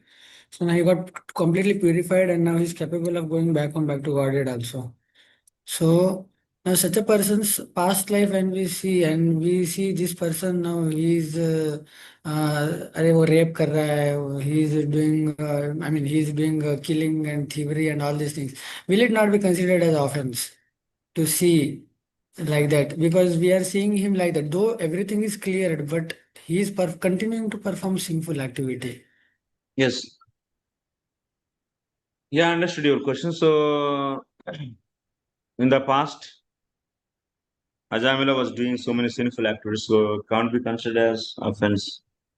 Offense and sin is on the bodily level. No, Priji, I'm talking from my point of view. Like, if I look Ajamila as a sinful person, then doesn't it become offense for me? Because he is purified now. He is acting sin because based on Lord's direction, as you said, two reasons why somebody may continue to commit sinful activity even after this Namabhas. So previously we discussed, bro, like even Avidya is gone by Namabhas. Avidya is gone. Still, why is he committing sinful activity? Then we discussed the reasons for that also. So now he is purified, but there are some reasons are there. Now seeing that person from my point of view, if I criticize that particular person for doing that particular activity, will it not be offense for me? For me, I cannot understand he is purified or not. I am seeing that he is doing thievery, robbery, and all this one. Acha, someone see Ajamila is, after knowing glories, Ajamila is sinful. If we think it is an offense or not. That you are asking? Yes, bro. Ask what is it? Anybody, apart from anyone other than Ajamila also, anyone who is chanting Hare Krishna Mahamantra and he might have got purified. Yes. But he may be continuing to commit sinful activity. Yes, it can be possible. But we should not criticize him. No, but for our eyes, we see that he is doing killing or he is doing robbery and all Yeah, these yeah. things. We should not criticize definitely. That's why Vaishnava Samaj. So we do maintain etiquette of offending third party. That being a third party offending. So any Vaishnava we completely avoid, even they are doing sinful activities. But I gave one structure. But these Vaishnavas also, to set an example to the society, they accept punishment. So because you see, there is a thin line between Sahajiyas and Pradhani Bhuta and Kevala Bhaktas. That has to be maintained. So you should not make the Vaishnavism like a Sahajiya cult actually. So it should be an exemplary one. It should not be just like a so whimsically. That means someone is not at all Pradhani Bhuta Bhakta also. Then in that case, his sins are not taken care by Lord and are the Suddha Bhakta. So who will decide? So that's why how to judge? That's why there should be a common platform which is voluntarily accepted by everyone. Pradhani Bhuta Bhaktas, all the society of Pradhani Bhuta Bhaktas and Kevala Bhaktas will accept some system. Even that means any sin is done, so they accept punishment from the authorities. So that to set an example, I already mentioned this. And also the giver, whoever is giving punishment, he will not think that his sins are gone and is not gone and he is sinful. So that's why he will give punishment. Maybe his sins are already gone because of Lord's mercy, they are all there. But he will give still punishment because otherwise people will show, that means false person also will show example of this person. And I also do devotion and I can do any sin and you should not punish.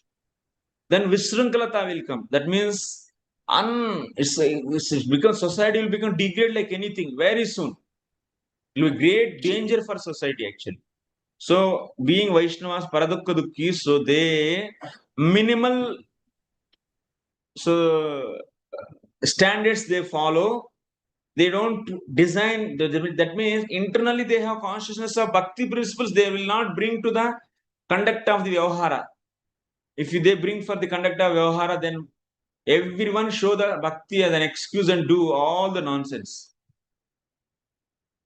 So that's to set an example, even Pandavas, all they do follow the Varnashrama Dharma. But what is that? That bhakti is not covered by this kind of Varnashrama. Even if they follow Varnashrama Dharma, it is not going to cover. No. Their bhakti is not covered by that. Okay. But third party, Yes. we will not offend. Because we have no business there. That someone is offender and he is accused by the another king or the authority. What is the role of us? Yes, Prabhuji. In case of a devotees, it is very clear we know. And somebody like he is a sinful fellow, we don't know his bhakti also. No, bhakti has not begun means in our eyes, he has not become. Like Ajamila's case, he is doing all robbery and everything. Suppose such kind of person comes in our life also, we know, अरे he did 10 murder and this much and उसको ये punishment मिल रहा है. Now we don't have business even to speak about him also if we are third party. Isn't it, Prabhu?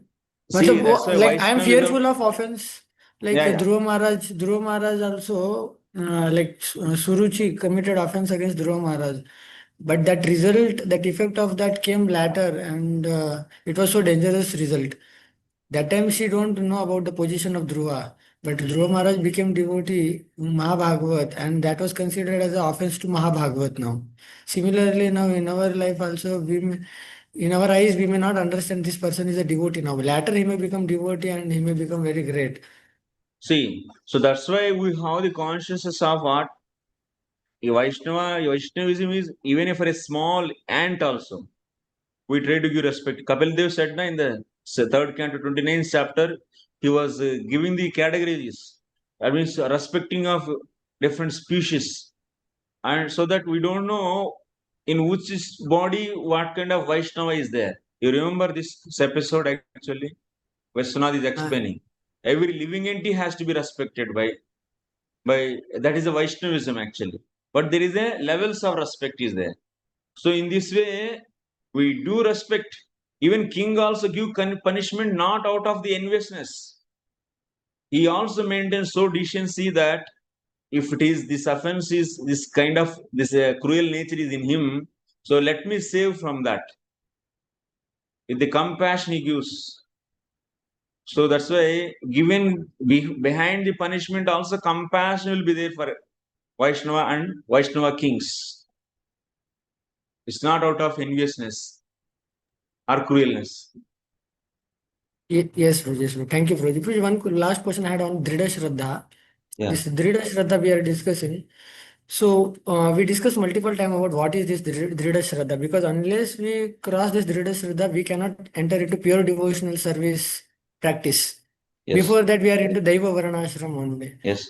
Now, in our case, now we mentioned that Daiva Varnashram, and then gradually we do Karmarpanam, and we get purified and we develop our Shraddha, and then Yeah. we enter. Now, before that, doesn't Anartha Nivritti and the Sadhu Sangha, what is this then? Like Sadhu Sangha and Bhajan Kriya, are we not doing these processes now? Though we are in Once Daiva again, Varnashram.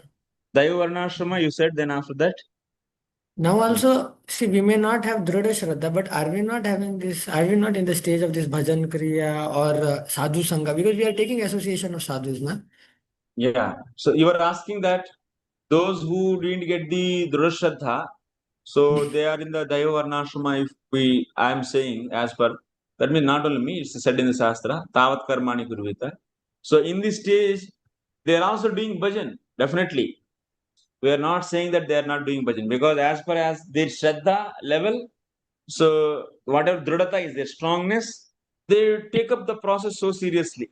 If their Shraddha is strong and little strong, then he will do at least 2 rounds of chanting, 2 hours of chanting at least, and that too consistently. And as much as his faith increases, he goes into the pure devotion. So when fully he became Drudashraddha. But you are asking at this stage, is there any Bhajana Kriya and Anardhini Vritti? There is Bhajana Kriya definitely here also. This is Pradhani Bhuta Bhakti. By the Pradhani Bhuta Bhakti also, we should call him as Vaishnava only. He's a Vaishnava because he accepted Bhakti as main, but he's not able to dependent on Bhakti fully, not able to become Kevala Bhakta. But by this Pradhani Bhuta Bhakta, whatever chanting he is doing, with that anarthas are removed or not? Definitely they are removed. Definitely they are removed. So that Anardhini Vritti is not shown by our Madhuri Kadambani. No. Our Madhuri Kadambani is so Sadhu Sangha, Bhajana Kriya, Anardhini Vritti. So that Anardhini Vritti it is showing. Once if you get able to satisfy the Anyabhilasha Sunyam condition, so he clearly writes actually there. So with pure bhajan, that means the Suddha Sadhana Bhakti. These are all stages of Suddha Sadhana Bhakti. So these stages are reflected in Madhuri Kadambani book.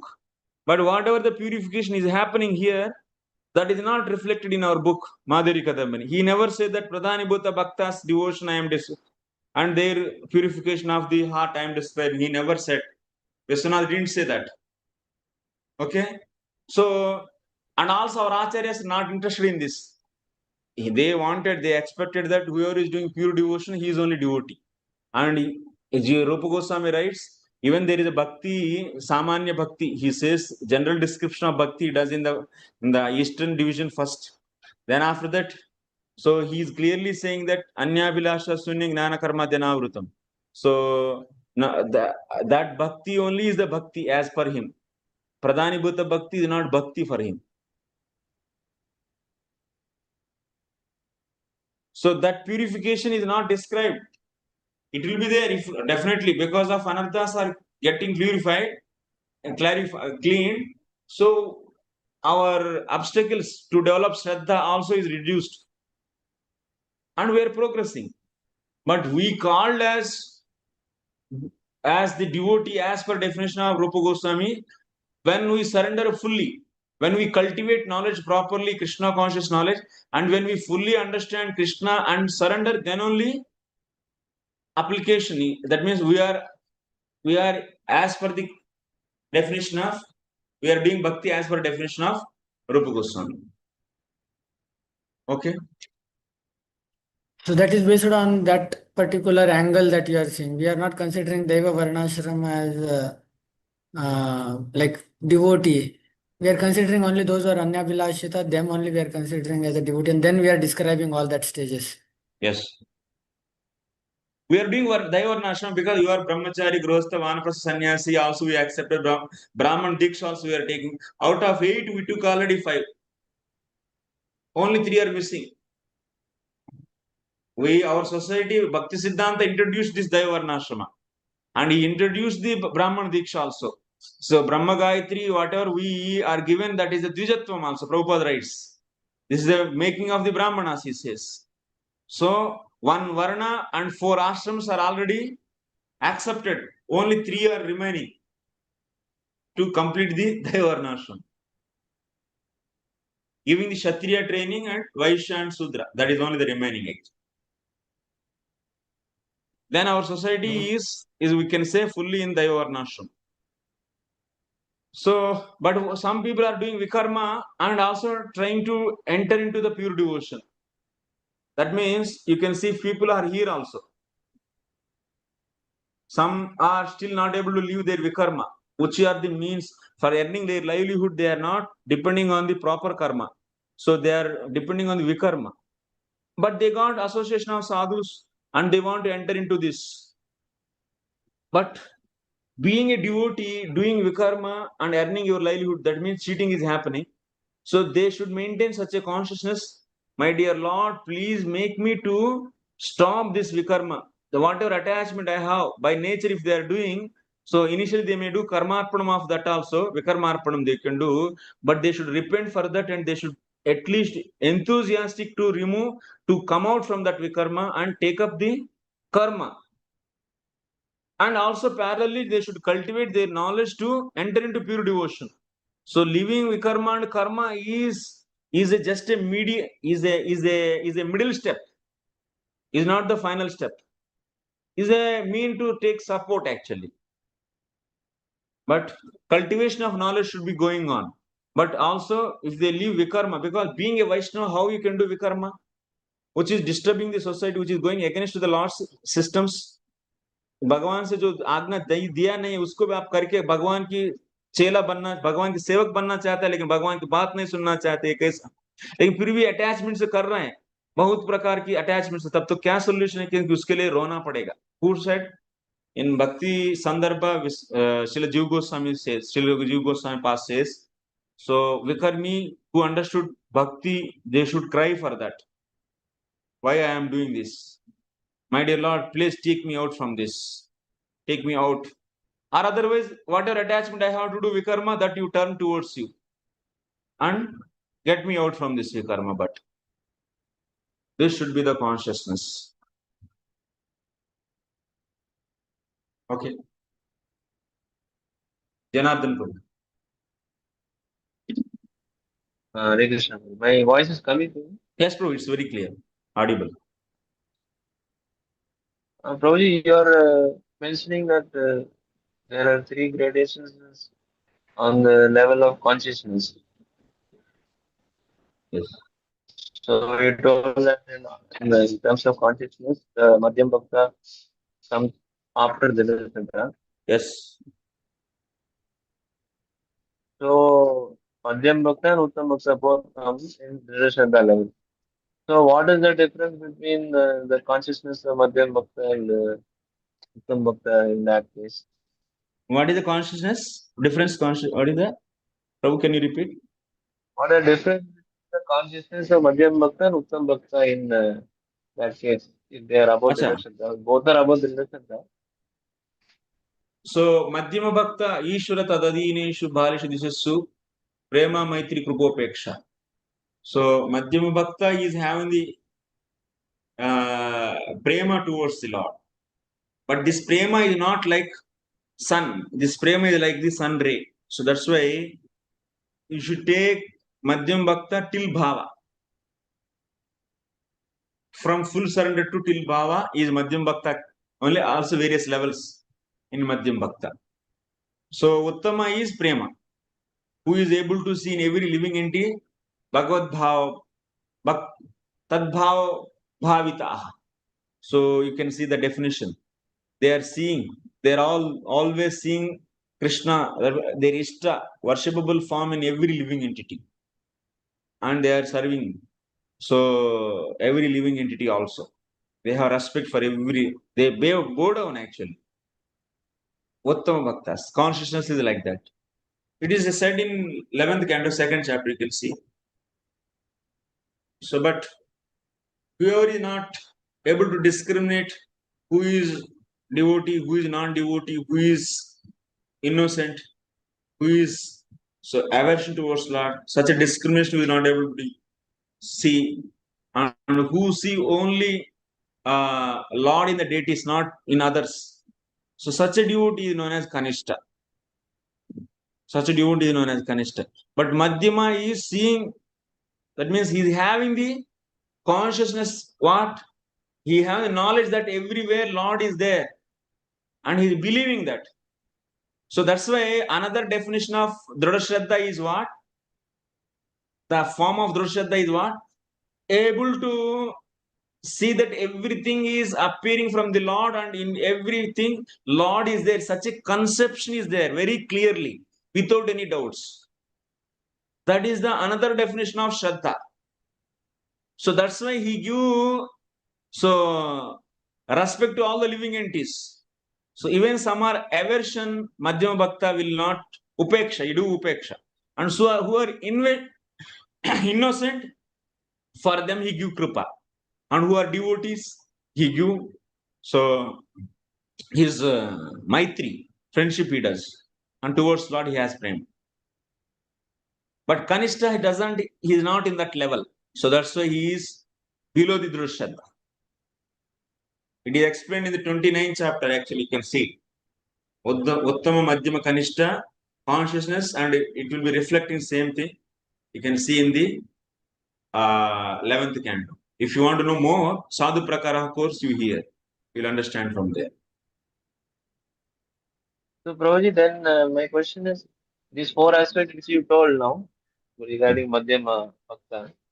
So, while we are going for preaching, we try to, in our life also, we try to do this. So now, you are telling that a person who will start the sadhana bhakti when he is fully surrendered. So, malab, these many days, when especially regarding preaching, it is told. So it is told that we should come to this Madhyama Adhikari level where we do this four kind of things, and that way your preaching will be effective or your devotional life will be effective. So now, according to what we heard from your class, Prabhu, your voice is breaking, so Prabhu. now if we are doing, Prabhu, your voice I lost actually. I lost. Can you summarize properly? Prabhu, please. Now it's okay. Now it Yeah. is coming. Yeah. It's coming, but sometimes it break. Tell me, Prabhu. So if now as per we heard now, so if we are not now currently we are not having full surrender, but in that Yes. state we are trying to follow these four aspects of this Madhyam Bhakta. So then where are we positioned then in as per the diagram? Because every time we take this verse only, Brahma Maitri Kripa Paksha, you be friends with devotees. See, yeah. Even if in Niskama Karma Yogi, that means Karmi when he come in association of example I am giving. Karmi when he comes into the association of Gnani will say that whatever do your karma, you should offer to the Lord without any expectation. And whatever while doing your karma, you should tolerate pain and pleasure, dualities. He heard this, Karmi. It's not that now he's acting on that. In intelligence, this knowledge is created. Whatever the words he heard, it is at the intelligence level, this knowledge is created. But when he really practiced that, when he started a business in that great loss king, but still he should not be get affected by loss or profit. So at that time, he is able to not to get reacted for that. So like that, he kept on doing, and he is able to realize himself as soul. That is different. After hearing, he put into the actions, and then he is really able to act on that. So not get affected by the dualities and keeping his consciousness on himself as soul. That he done successfully, then that is known as realization. Similarly, now you are hearing about the qualities of Madhyam Bhakta. It doesn't mean that now you become Madhyam Bhakta. That knowledge is created in intelligence. But one should develop this such a faith and able to see everything as per the conditions given for Madhyam Bhakta. He is able to fulfill in an action level.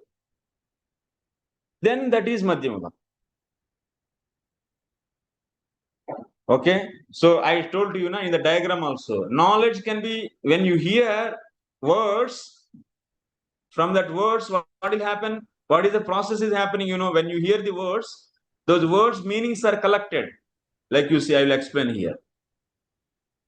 We have ears, senses, ears. So these ears are hearing the words coming from the external outside. These words, when captured by the ears and given to mind and intelligence, so then after that chitta actually, anyway, this diagram is little wrong. So chitta it is given. So then chitta, what it will do? So in the chitta it's not given. Chitta will compare the each and every word meaning. So what is the? First of all, we recognize the word using the impressions in chitta. It's a proper word or not. If no matching, like you said, krichi, some krichi you said. What is that krichi? That word is not there in anywhere in the chitta.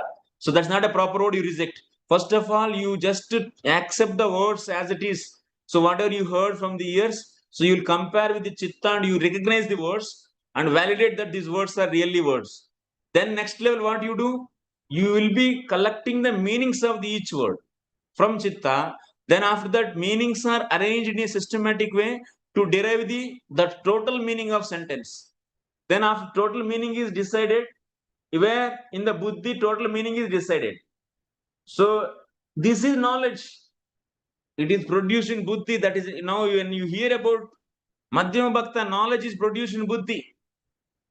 But to act on that, you need to be in a Drashraddha level. And you need to so clearly understood without any asambhavana viparita bhavanas and shastra yukte cha nipunaha. You have been very expert in the shastra and also sarvadha drudha. In all situations, you are very strong and fully standing on bhakti. So such a thing is required actually in actions. Then he will be said as so madhyama bhakta. Otherwise, knowledge only is produced in the buddhi. Okay. Yes, please. So means when you tell that we should be for the Sastava means full surrender. And when you are telling that Dridashraddha means 24 hours engagement and full surrender.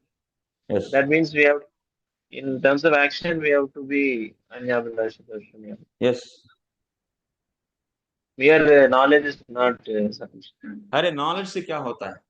Knowledge से कोई भी तोता भी पड़ेगी. Means it's okay, but you should act on that.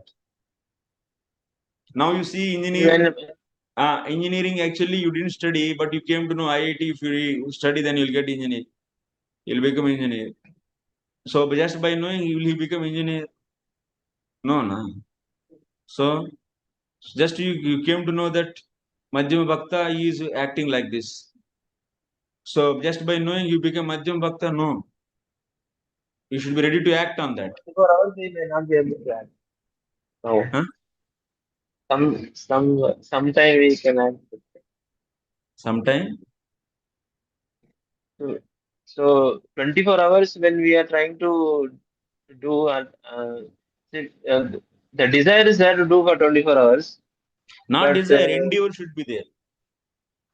our endeavor is not possible for 24 देखो hours. भाई, हम लोग तो जीवेर स्वरूप कृष्ण नित्यदास है ना, उसके अतिरिक्त और जो भी करना माने वो कवर हो रहा है भक्ति। सिंपल फंडा, भक्ति ना करके और क्या करना है दुनिया में? इस दुनिया से जीवात्मा क्या संबंध है? सिंपल फंडा एक्चुअली, और कुछ तो है नहीं। तो इसीलिए very practical, that is that definition given by रूप गोस्वामी इज वेरी प्रैक्टिकल। ज्ञान कर्म जनावृत आनुकूल्यने कृष्णानुशीलनम, दैट मीन्स जीव गोस्वामी सेज भक्ति मात्र काम केवल स्वरूप सिद्ध भक्ति is the another kind of definition of Suddha Bhakti. केवल स्वरूप सिद्ध भक्ति means स्वरूप सिद्ध भक्ति means direct devotion. केवल means only स्वरूप सिद्ध भक्ति for pleasure of भक्ति मात्र कामा, only for the pleasure of Krishna, do direct devotional service. So only, not the karma gnana misra. This is the definition given by Rupa Goswami. Alternative definition for Anyabhilasha in Bhakti Sandarbha it is given. So this kind, जीवात्मा का role क्या है? भगवान का ही सेवक है ना, और क्या अब दुनिया में बचा? और क्या करना है इस दुनिया में? Yes, that is understood. That is the faith Like actually. That basic is. bodily necessity. Huh? When we take care of basic bodily necessities in 24 hours, taking bath, going, While taking walking, rest. going, all the time Chetna is. जैसा कोई भी एक लड़की, ना तो कोई भी एक प्रभुपाद की good example.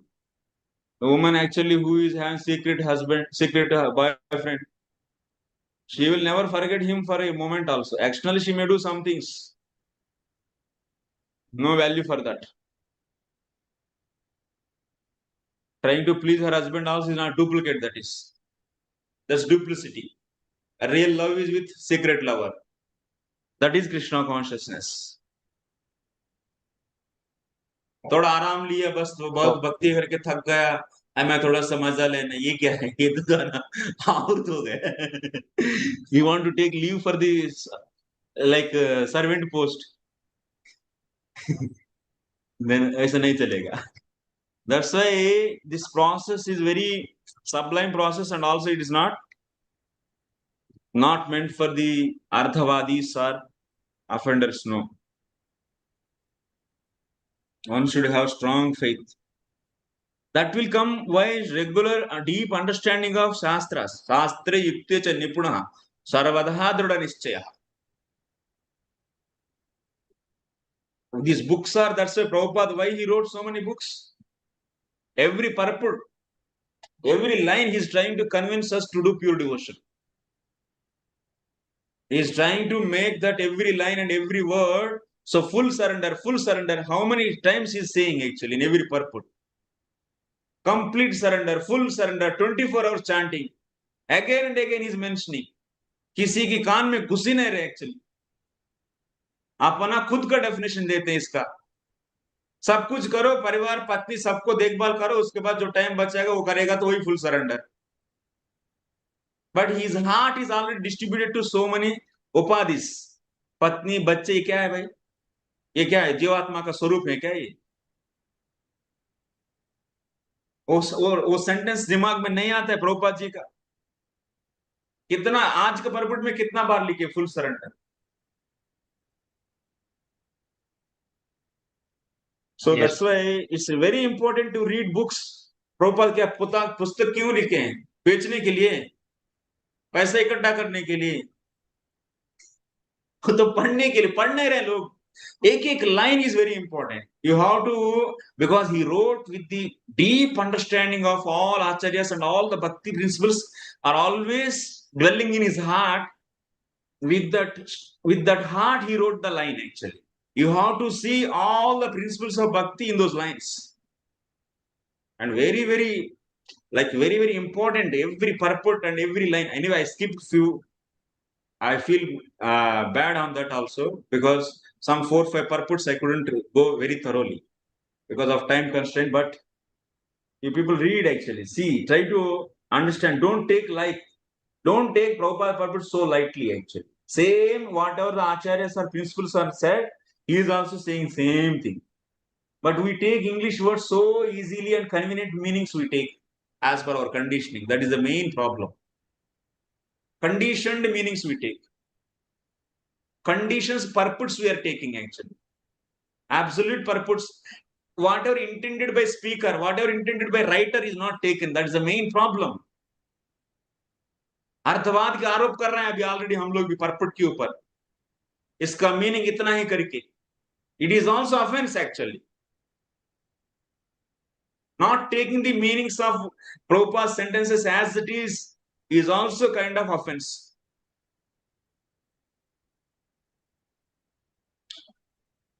Anyway, okay. Guruji, If I am so strong, so please bear Guruji. with you all. No, Guruji, we are very grateful to Thank you, you. Guruji, for explaining this. Hare Krishna. Guruji, one question is that Hmm. Madhyama, sorry, Hmm. Dhrida Shraddha, after Dhrida Shraddha, when he enters into those 9 stages, that Anishtit Bhajan Kriya, how do we understand that, Guruji? After having Dhrida Shraddha, also Anishtit Bhajan Yeah. Kriya happens. While doing bhajan kriya, he is because of anardas, that bhajan is not becoming stable, but endeavor is there. कोई भी एक पत्थर है आया, running race कर रहे हैं, लेकिन बीच में 2-4 पत्थर आया, तो उस पत्थर के ऊपर चढ़ रहे हैं. इसके अर्थ ये नहीं कि पत्थर को आया करके छोड़ के और दूसरा काम कर रहे हैं. Endeavor will be there to cross that. In that way, he is doing 24 hours. अनर्थ माने पत्थर हैं. While falling, he's putting the endeavor, but because of conditioning, he is falling down. So that particular moment, he was not surrendered. That's why he fell down. No, not surrender. No, he is surrendered. He has full faith on bhakti only. But his anarthas are stopping him. So now he is endeavoring with his sadhana bhakti. So that's why in that way, and he feels dainatmata. He feels so pity on himself. अरे हम नहीं कर पा रहे हैं, दुख को दरखास्त से कर रहे हैं. Dainyatmikata will be when he is becoming unstable in his bhajan because of his anarthas. At the time also, he is conscious that I am not able to do. My Lord, please help me. Please help me. This bhajan, bhakti will be there. एकदम घोड़ा बेच के सो गया, माने पूरा भक्ति को हटा के दूसरा काम कर रहे हैं, तब तो वो नहीं. Yes, sir. तभी उन्होंने And that अनिष्टित happens- bhajan. And that will happen, like, you should not be done intentionally. It happens like because of conditioning, like unintentionally it happened from him, but it should not be done intentionally. Intentionally he will never stop actually.